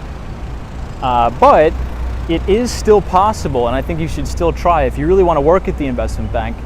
It's still possible to get a job at one of the main investment banks if you don't go to an Ivy League school or a top 50. It's definitely possible. If you want to know a very, very affordable, a very, very good, cheap school that's local to New York City, where they place a lot of students in investment banking and hedge funds, that is Baruch College. So obviously Baruch is named after Bernard Baruch, the famous financier. And that is a fantastic college here in the CUNY system. So CUNY stands for City University of New York. But I think it's all about how bad you want it. I always subscribe to this belief that if you really want something really bad, you're gonna figure out a way to do it, right? If you really, really want something that bad, you're gonna figure out a way to network with somebody or to maybe start something on your own. I've been offering an interesting piece of advice to, let's say if you're a college freshman and you want to stand out on your investment banking application or something. It also depends on what department of the investment bank you want to work in, right? Let's say if you want to work in mergers and acquisitions, or you want to go into sales and trading. Well, maybe if you go into sales and trading, what you should do is when you're in college, you should, get a bunch of part-time jobs, work up, try to save $5,000, $10,000, and track all of your trades, right? And be able to show on a resume that you have a systematic approach to investing. So you're not just buying GameStop and all these meme stocks, but you actually have you could create duplicity across your investment approach.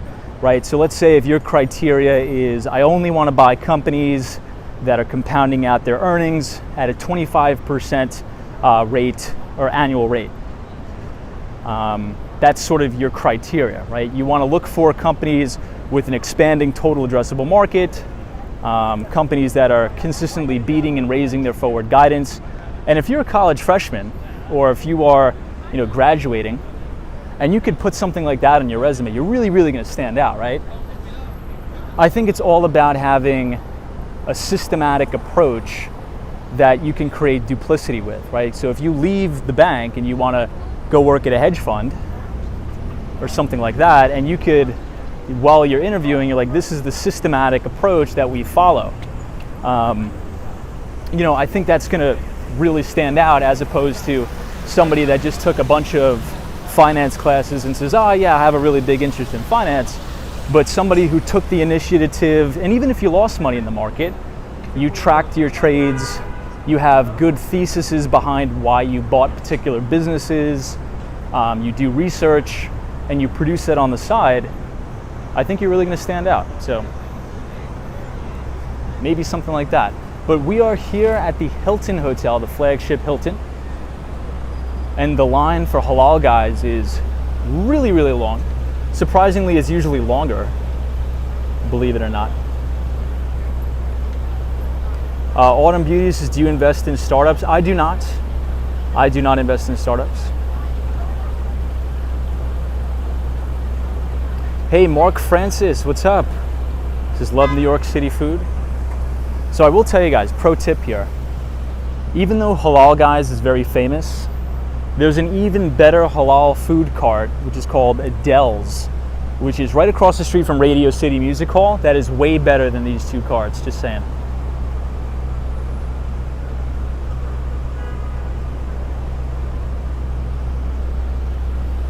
But this building right here, everybody, is the Charles Schwab building.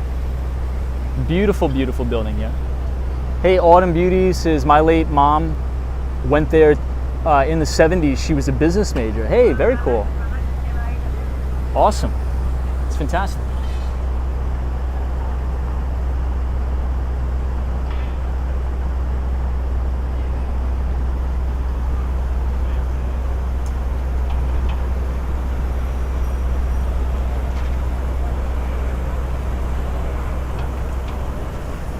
Brandon, good to see you. Joe Driver says, hey Tom, good evening. What's up, Joe? I almost died. Welcome, Joe. Good to see you. Yeah, Jeep guy says, where does everybody park? Yeah, that's why I'll never have a car in New York. That's why I'll never have a car in New York. You know, with this new inflation bill that was passed, I think it still has to go through the House, but there's going to be massive, massive investment, massive subsidies for a total rip and replace of a lot of car manufacturing facilities. So maybe now's the time to start looking into some EV investments. And when I say EV investments, I don't necessarily mean, oh, just buy Tesla, something like that, right? There's a lot of feeder businesses that go into making Tesla what it is. Right, so I think over the next, let's say 5 to 10 years, I'm very bullish on a lot of companies that are developing new battery technology. And I think that the semiconductors, even though Nvidia actually reported a pretty bad quarter today, I still think semiconductor production and the demand for chips is still going to stay relatively elevated. So. Hey, Sparks Carnival is here. What's up? Good to see you. Life, Liberty, and Guns. Welcome, welcome, welcome. We are now standing outside of Alliance Bernstein, which is a massive, massive investment manager. But also, I think in the Alliance Bernstein building as well, everybody, is a very famous hedge fund. And that hedge fund is called Fortress Investments. Now, on the stream, we usually talk about Fortress Investments as it relates to Michael Novogratz. So does Michael Novogratz ring a bell? Does that name ring a bell to anybody? Yeah, Wendy England says Nvidia had terrible numbers. Julia M says yes, EV in China as well. Julia, how are you? Mike X, good to see you. Yeah, Mike, so the topic of tonight's stream, we were talking about carried interest, exactly what it is, why we should pay attention to it. Robert says, Tom, which investment bank would you prefer to work at if you could? Well, I'm not, like, even though we talk about finance all the time in the stream, I'm a tech guy. I would think I would just want to stay working in tech sales. But okay, if I had to work at one, I would actually pick one of the boutique investment banks. I think the compensation is a little bit higher at a lot of the boutique shops. You know, let's say if you go to work at Goldman or Morgan Stanley, one of the brand names, they can afford to pay their employees a little bit less, because you get so much value of having Goldman Sachs on your resume, right? You get so much value of having Morgan Stanley on your resume, and this will allow for something that's called exit opportunities. So if you go work at a big investment bank, you know, you may make a little bit less than as if you worked at a smaller boutique shop, but here's the thing, you're probably gonna have greater exit opportunities to go work in private equity, to go work in venture capital, or even go work at a hedge fund, or maybe leave finance altogether and work at a tech company. Jonathan is here. What's up, Jonathan? Good to see you. SX Tech says, good night, my friends from Brazil. Love Brazil. Welcome everybody from Brazil.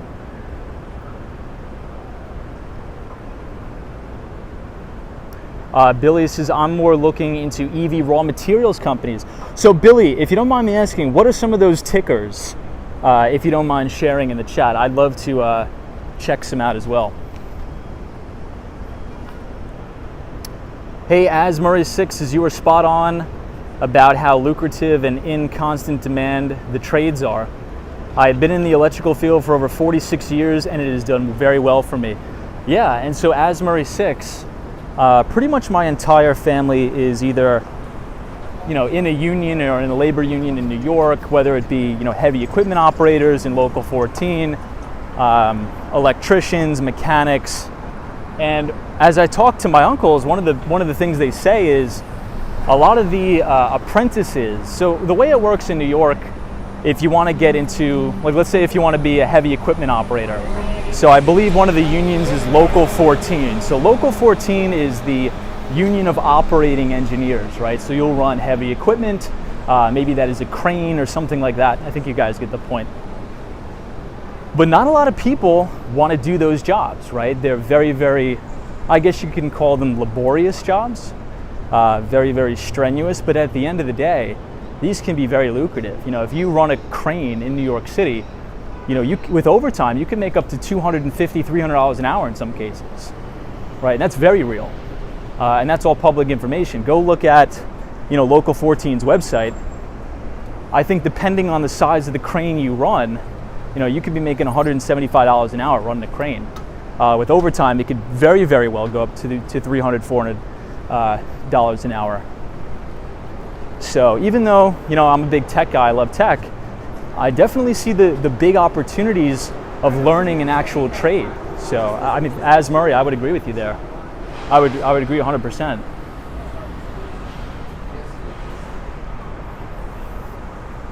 Dan Zhang says, do you think there will be more CTA funds in the future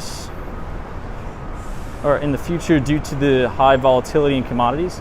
I'm not too sure, Dan, to be quite 100% honest, to be honest. Rare Bear says, if you had $10K to invest in one single stock and had to sell in what year, what would it be? I don't know. I don't really want to answer that because people, I think everybody's on the same page here. This stream isn't really for investing advice. It's just to have an open conversation.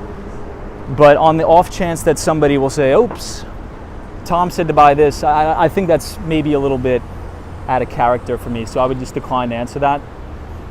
But if you have $10,000 to your name and you're looking to invest it in a specific stock, I would just invest it into a skill where you can use that skill to acquire more currency, right? So the number one driver of wealth when you're young, in my view, just from my experience, is not your investments. It's your income. What you want to do is you want to try to either climb the corporate ladder and increase your income every single year, because once you have a massive income, right? Let's say if you have a 6-figure income, what you can do if you live below your means is you could freaking smash all of your excess money into investments and make huge concentrated bets in a few surefire things, right?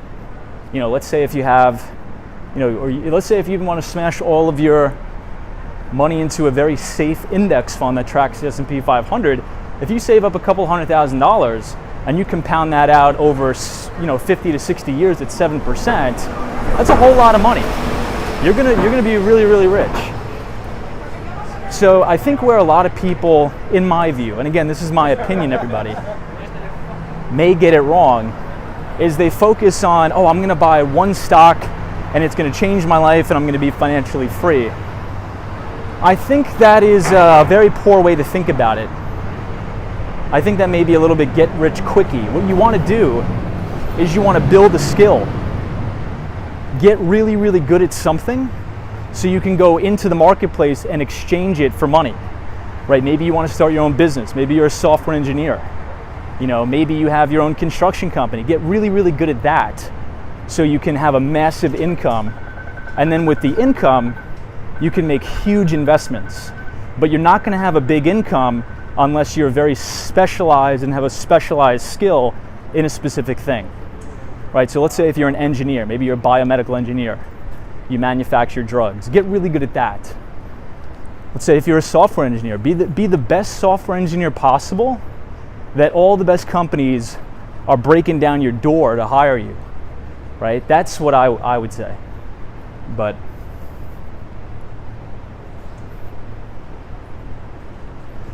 if you can jack your income up as high as possible, especially when you're young, you'll have more security because nobody could take your skills away, right? You could lose a bunch of money in the stock market, but if you have actual skills, right? Let's just go back to that construction we were talking about. Let's say if you're a master plumber, a master electrician. It doesn't matter if it's the worst economic downturn ever. If your toilet backs up, who are you going to call? You got to call somebody. And if you have that particular skill, looks like you're going to get paid. Hey, Cad Wade, what's up? Good to see you, Cad Wade. Everybody, check out how beautiful Central Park Tower looks tonight. Doesn't that look absolutely beautiful?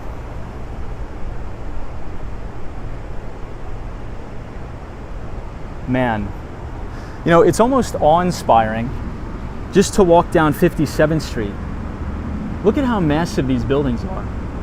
Hey, Chris is here, says I think EV chargers are going to take off soon in terms of their sales. Interesting, Chris. What are you looking at particularly? What do you think? Disney Matt says, Tom, what is a reliable source for investing tips and recommendations? So I think I would get really, really good at the basics. You know, let's continue to walk down 57th Street. I love 57th Street. So I think if you really want to be a serious investor, in my opinion, like if you want to make a career out of it, you really have to understand how to value companies. Like you need to understand securities valuation and securities analysis. So I would consume every single thing that Professor Damodaran teaches. So Professor Damodaran is a professor at the Stern School of Business at NYU. And the good thing about Damodaran is he posts or publishes much of his information that he gives during the lectures on YouTube for free, believe it or not.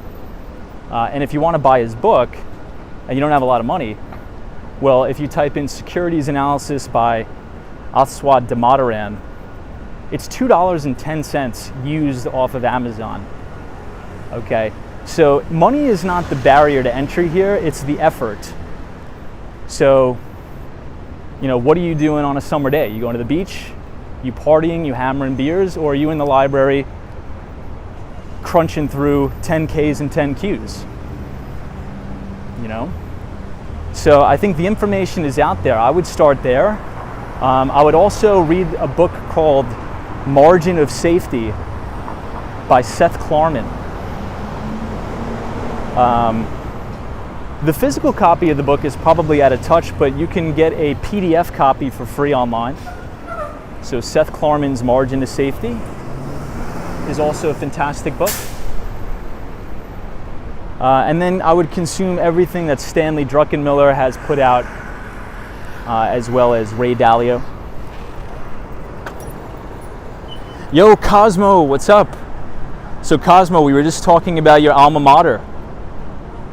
We were just talking about Baruch. So Cosmo Scary is a Baruch Bearcat. Good to see you, Cosmo. So this is Broadway 57th Street. You know, speaking of Donald Trump getting raided by the FBI, this is his building, the Trump International Hotel and Tower right here.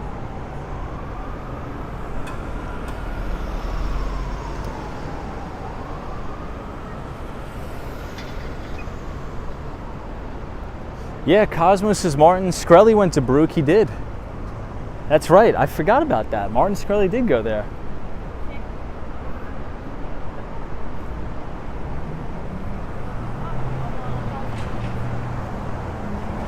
All right, let's go over to 8th Avenue. We haven't been over to 8th in a long time.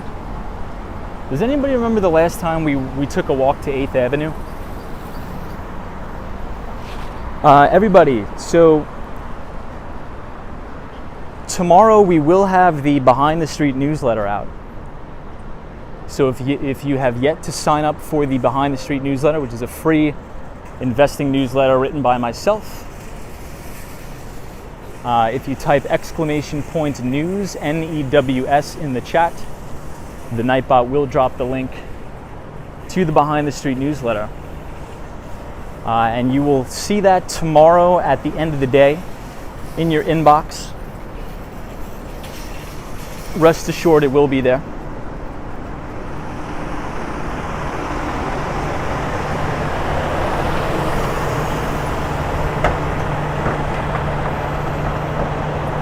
or you could scan the QR code on your screen. If you scan the QR code on your screen, if you punch in your email address every other Tuesday after the market closes, you will get my free investing newsletter where we talk about the US equity markets, emerging markets, cryptocurrencies, fixed income, and real estate. So if you scan the QR code, punch in your email, you will receive that tomorrow after the market closes. Somebody says, could we please check out Columbus Circle? Yeah, let's take a little walk around Columbus Circle. We'll take a little walk. Let's cross 8th Avenue. This is actually one of my favorite locations in the city. I think we may be coming up on a dead spot though here in a minute.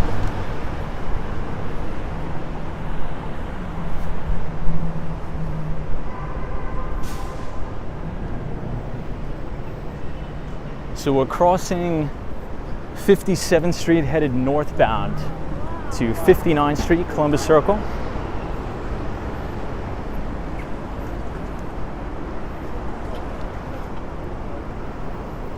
I think we actually may run into one of my good friends here, Jesus. Yo, but Cosmo, how was your weekend? Cosmo's our good moderator.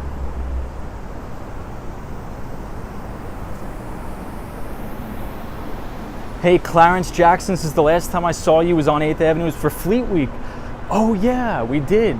So we did come up to 8th Avenue on Fleet Week. I remember, dude, that was a fun stream. That was come to New York City, which is always a blast to see everybody. Yeah, I think you're right, Clarence. I think the last time we were 8th Avenue was for Fleet Week. You're right. And I think we may have been walking in the Hell's Kitchen neighborhood in New York, I think.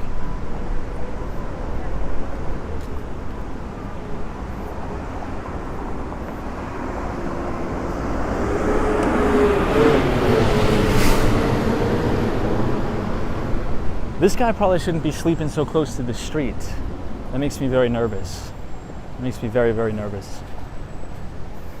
I understand that he's homeless, but we should get him away from the street. It's too close. Some of these cars, they pull up too fast and they can't see them.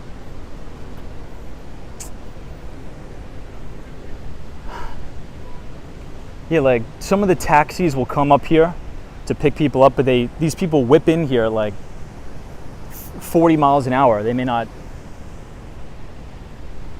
see him laying on the corner.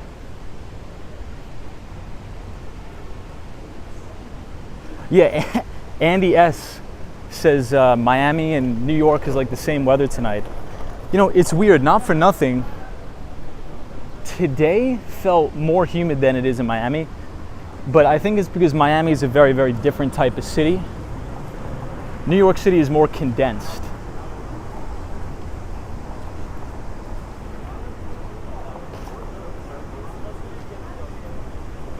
Hey, Destructionist is 870 viewers. Please smash the subscribe button. Appreciate it, everybody. Thank you so much. So we are overlooking Billionaires Row once again.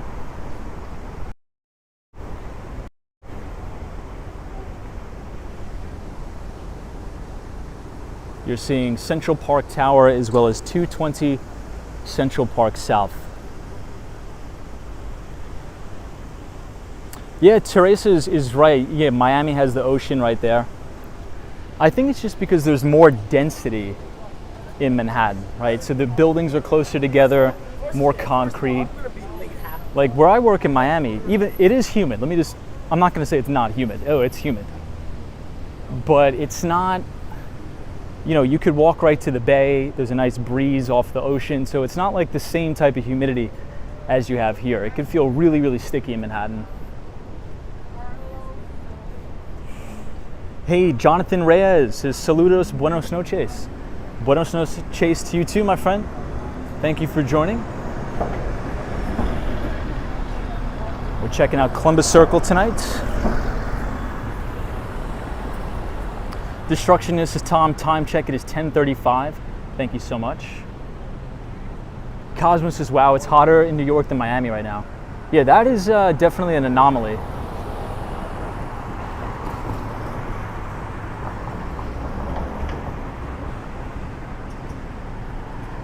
Hey, Skylar Myers says, hey Tom, The news was reporting about inflation. Oh, about the lanternflies today. Isn't that crazy? So Skylar, Saturday when we started the stream, we actually started from right here. I've been noticing all of these little flies all around the city, like thousands of them. And when I brought it up on the stream, you guys did some investigative research for me.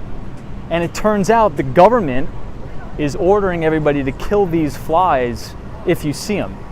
So has anybody else, maybe you're from New York, maybe you're not. Has anybody else, Cosmo, have you been seeing these little things around the city? Hold on, I'm gonna show you where a bunch of them are. And I believe they're called these spotted lanternflies. And they're all over the place. Yeah, Wendy England says those were lanternflies. I thought they were moths. No, they were the spotted lanternflies. Cosmo's like, I've seen so many of them. Yeah, they just lay all over the concrete, I know. And there's like thousands too.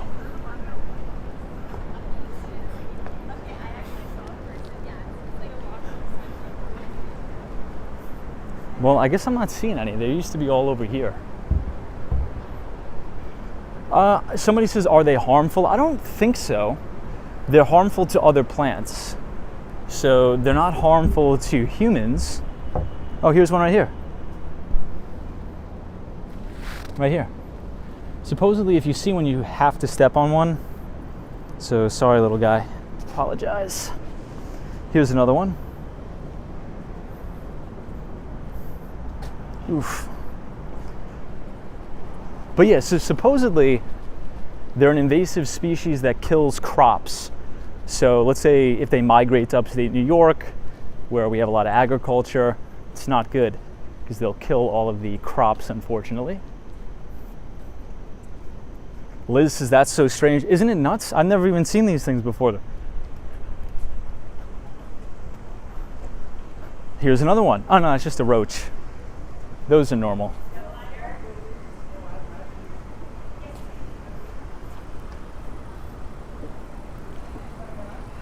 So here we are outside of the Trump International Hotel and Tower. Do we get demonetized if we kill the lanternflies on the stream? Maybe we get an exemption. Yeah, Sparks Carnival says roaches are 100% New York. I think we get a presidential exemption. Maybe Joe Biden will give me a pardon. So Walks on Wall Street is pardoned from demonetization for killing lanternflies on the stream. I respect that. Dan Zhang says, hey Tom, how do you wake up in the mornings after streaming and taking the trains back to Long Island? Yeah, so I've trained myself to be very excited. So usually what I'll do on the train, I'll hype myself up for the next day. I'll say, oh, I'm gonna get to talk to this client, I'm gonna do this, I'm gonna stream tomorrow. So if you amp yourself up for the next day and you're super excited about it, you know, you're gonna get up and you're gonna go and do what you need to do. So I still make sure I get 7 to 8 hours of sleep, right? I don't really want to jeopardize sleep. Well, check this out, everybody. I think that's almost the full moon here. Almost the full moon. I know, Mark Francis is invasive lizards and snakes in Florida, Tom. Yeah, Mark, you don't have to tell me about that, dude. I have these little teeny lizards that ate all the way through the insulation of my front door and got in my house. So I actually have to go back, instead of putting the spray foam insulation, I'm gonna use hydraulic concrete and seal the entire bottom of my door. So yeah, you're right.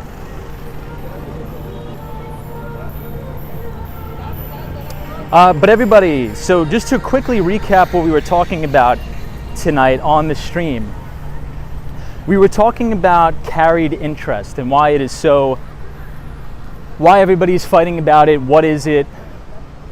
Why is everybody all upset about it? Why do people think it should be abolished? Why do people think it should stay in place?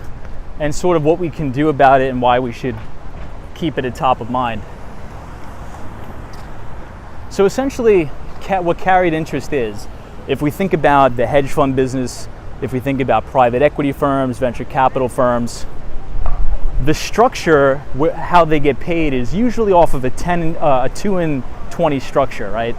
So 2% of the income is used as a management fee, so 2% of the AUM, and 20% of the profits is what they get to keep. So essentially, since they're investing money, let's say if a PE firm sells an investment and they make, let's say, $50 to $100 million. If you made $50 to $100 million as ordinary income, you would be taxed at the top tax bracket, which is 37%. But with the carried interest rule for hedge funds, for private equity and venture capital,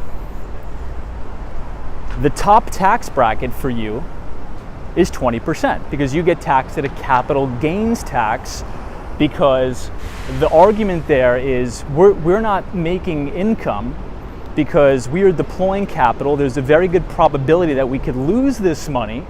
So we're actually not making an income, we're making capital gains off of an investment that went well. So the country has always been up in arms to say, hey, how come a hedge fund manager making $100 million a year or $50 million a year is paying a lower tax rate than somebody that's a W-2 employee? And that is because of carried interest, right? So since they are investing money and they're not a W-2 employee or something like that, or don't make ordinary income, it gets taxed as capital gains.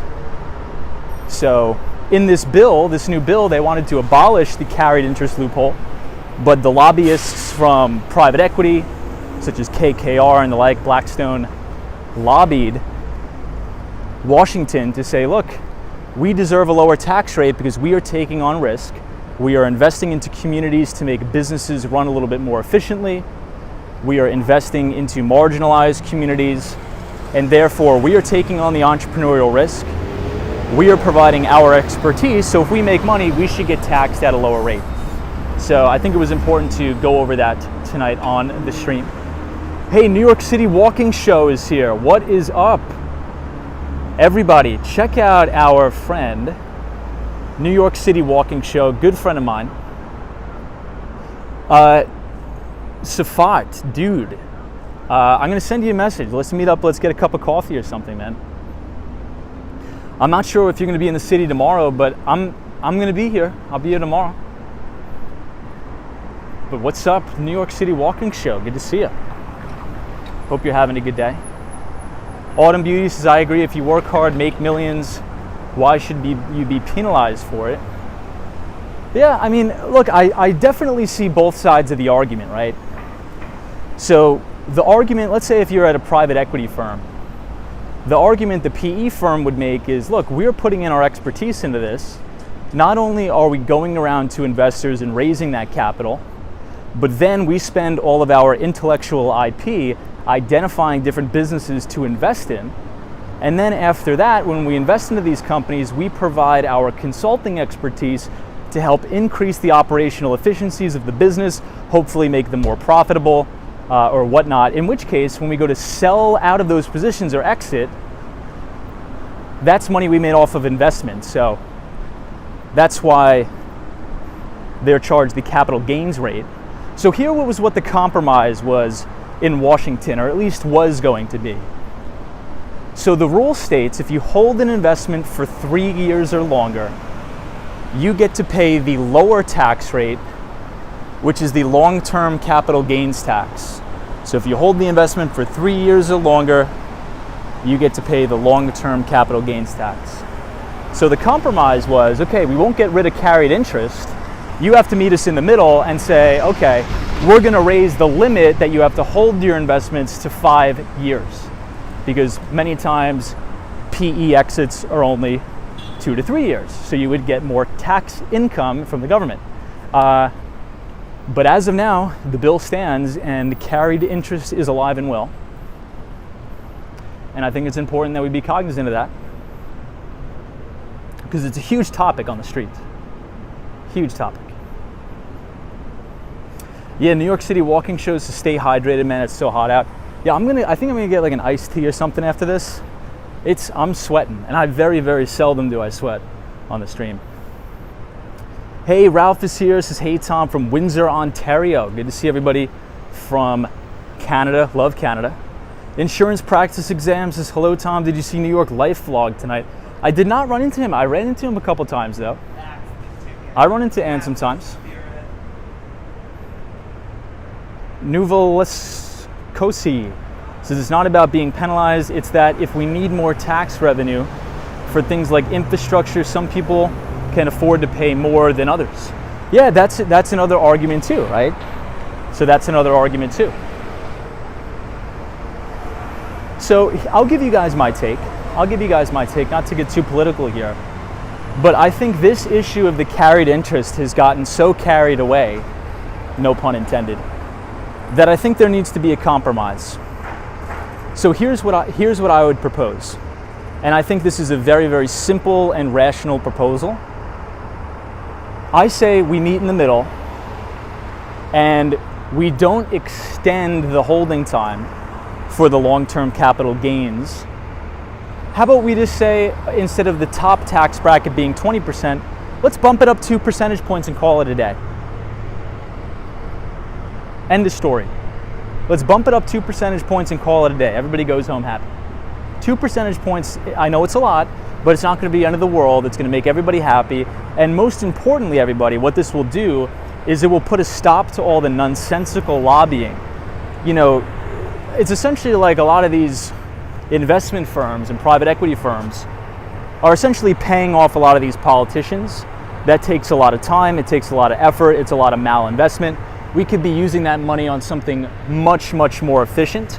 So I say we meet in the middle, we split it down the middle, we add 2 points, we say, okay, instead of 20%, it's going to be 22%, and then everybody goes home.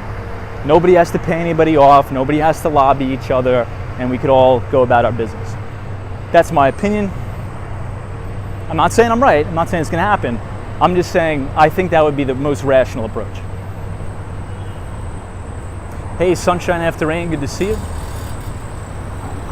Joan is here, welcome Joan. Cynthia Beal, good to see you, Cynthia. Melissa 2087 is here.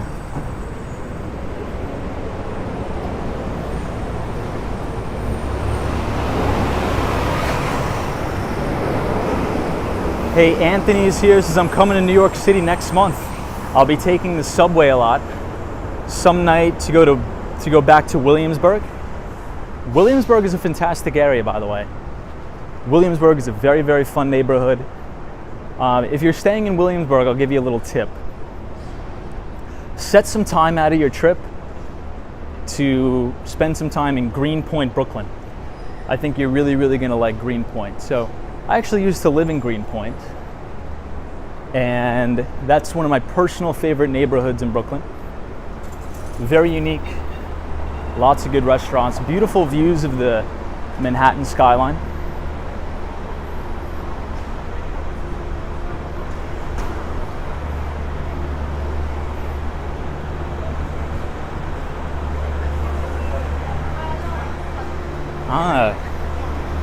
Melissa says never been to Williamsburg.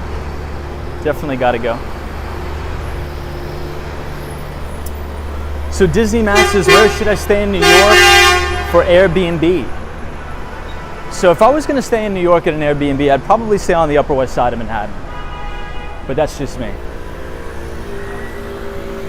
So let's call it anywhere between, I would say anywhere between 72nd Street and 94th Street is really, really beautiful in New York.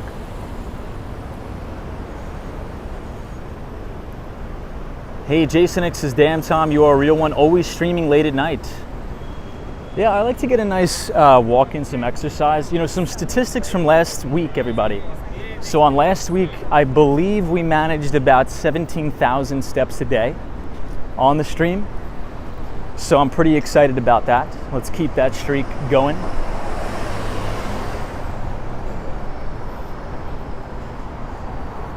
Yeah, NPC 007 says fall is spectacular in New York City. I second that.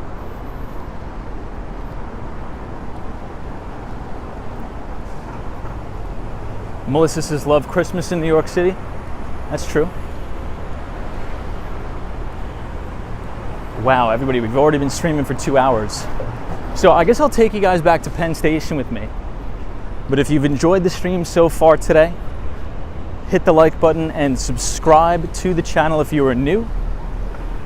Obviously, at the conclusion of this stream, we will be posting our stream notes. So anything we talked about tonight in the stream, I will type up and post it to the YouTube community page with some resourceful links so you guys can go and do a quick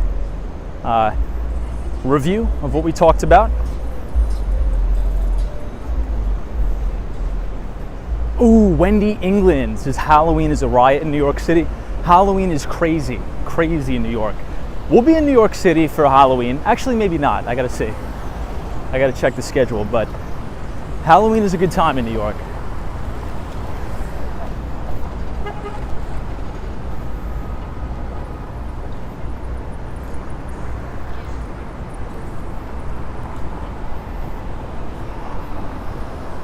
Sabrina Fair says, thanks, Tom. Good to see you, Sabrina Fair.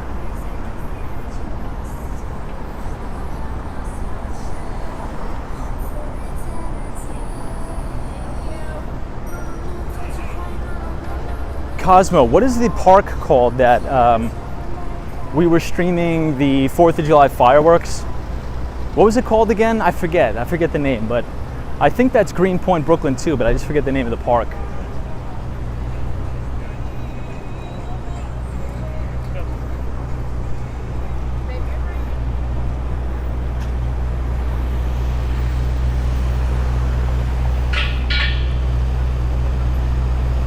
Hey, Pizza Man is here. Says, good evening, Tom. What's up, Pizza Man? Jesus says, did you happen to read the New York Times? $15 French fries and $18 sandwiches. Inflation hits New York as food prices rise for decades. I did not see that article, but it sounds appropriate. It sounds reasonable. It sounds about what we pay here. Newton Barge Playground. Got it.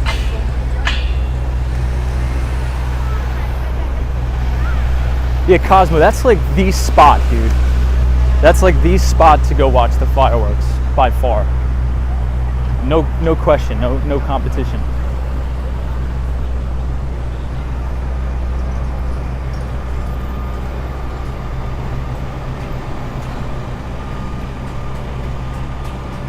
So we're walking back past UBS.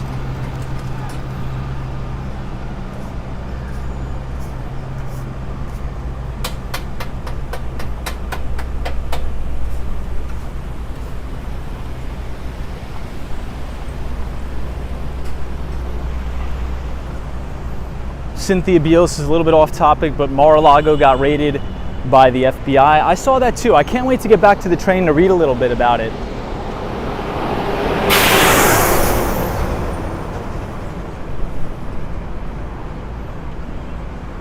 Hey, Kevin says, hey Tom, just discovered your channel from Illinois. Awesome. And just visited New York City 2 weeks ago. Kevin, fantastic. Thank you for joining. I appreciate it. Hopefully you enjoyed New York City. Happy to have you.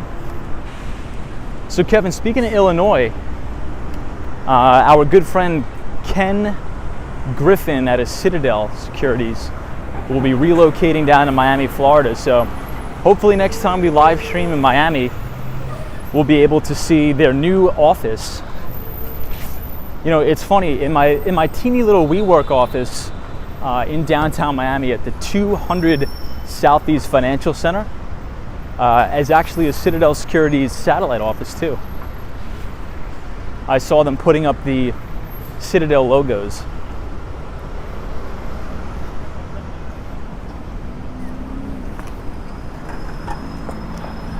But even though that Citadel Securities is leaving Chicago, leaving the state of Illinois, it's still a very, very big financial presence.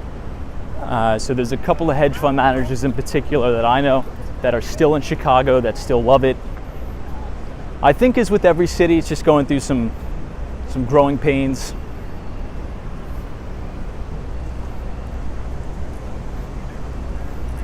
So we are back outside of the Radio City Music Hall. Walking down Avenue of the Americas.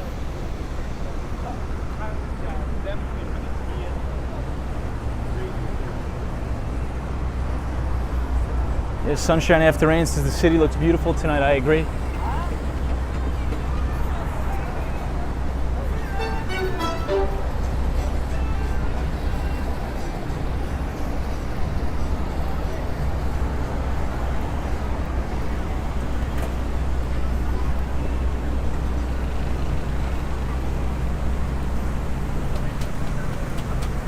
So this is Adele's Famous, which is the best halal place in the city. The only downside is that it's always a 3 to 4 hour line, but this is by far the greatest halal shop in the city.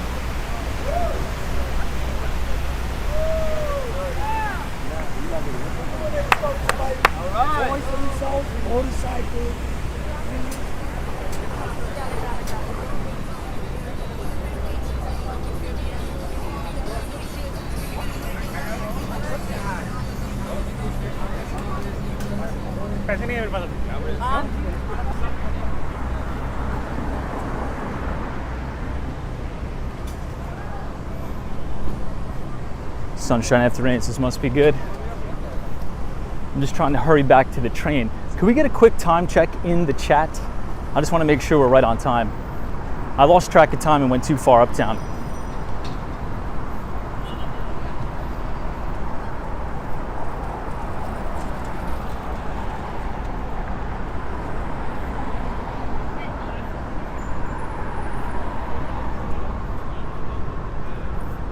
.10:55. We're actually running ahead of schedule. So I think I'll get to Pennsylvania Station right as the train is about to take off. Hey, Chunky Chunk is here. Good to see ya.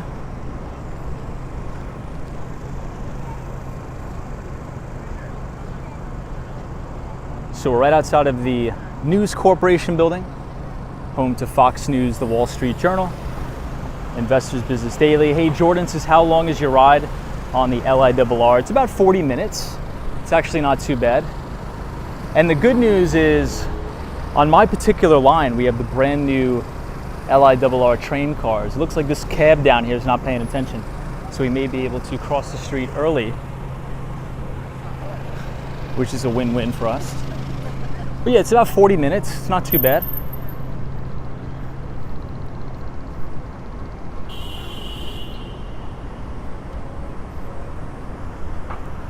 Wendy, England, I'm not usually in the office by 8 o'clock. In the morning hours, I usually work from home. So what I try to do is I try to stack all of my meetings 9:30 and ahead.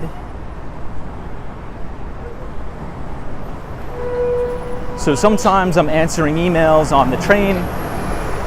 Sometimes I'm taking phone calls from the train, things like that. So this is the Diamond District of New York.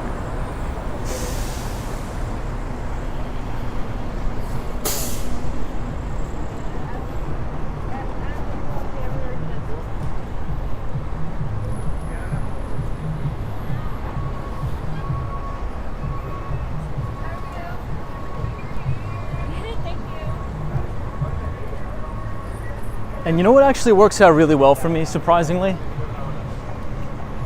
A lot of my existing clients, they like to set the vast majority of their meetings in the afternoon.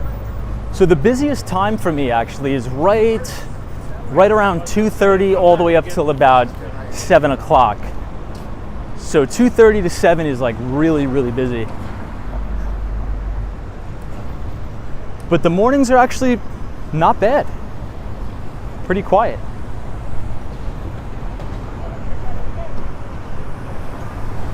Hey, Western Mass Dave. What's up, Dave? Good to see you. Happy Monday. Hopefully you had a good one so far. 11 Shag, it depends on where you are. I would say in Manhattan, they're pretty good. Some of the outer boroughs, not too good, to be honest. Depends on where you are.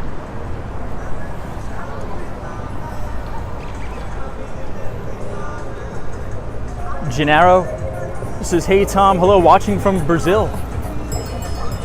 Welcome to all of our Brazilian viewers. But everybody, we actually may have to end it here because my phone may die and I have to use my phone for the ticket to the train. But everybody, it was a fun Monday. Thank you for coming along with me. I hope everybody had a beautiful, beautiful Monday. We will see everybody back here live tomorrow at 8:30. So if you enjoyed the stream tonight and you want to come back tomorrow, hit the subscribe button and we will be live from Manhattan tomorrow. I think I want to walk around the West Village tomorrow. So be ready for that. We will be outside walking around the West Village. I think it's been quite some time since we've walked around the West Village. So we'll be looking forward to that. Keep your eyes peeled for that CPI number on Wednesday. Obviously, we are going to be getting a lot of inflation numbers, inflation data. On tonight's stream, we talked about carried interest and why it's important, why are people fighting about it. We talked about hedge fund structure, PE structure, VC structure. So DJ Joe Muhammad, Elias, Disney Matt, Tin Man, Adam, Cosmos Scary, Connor, Destructionist, Sparks Carnival, Western Mass Dave, Sunshine After Rain. Have a good night, everybody. And to the Mighty Bull, have a good night wherever you are, because there is always a bull market somewhere and you just need to know where to look. We'll see everybody right back here tomorrow, Tuesday, 8:30 p.m. Have a good night, everybody.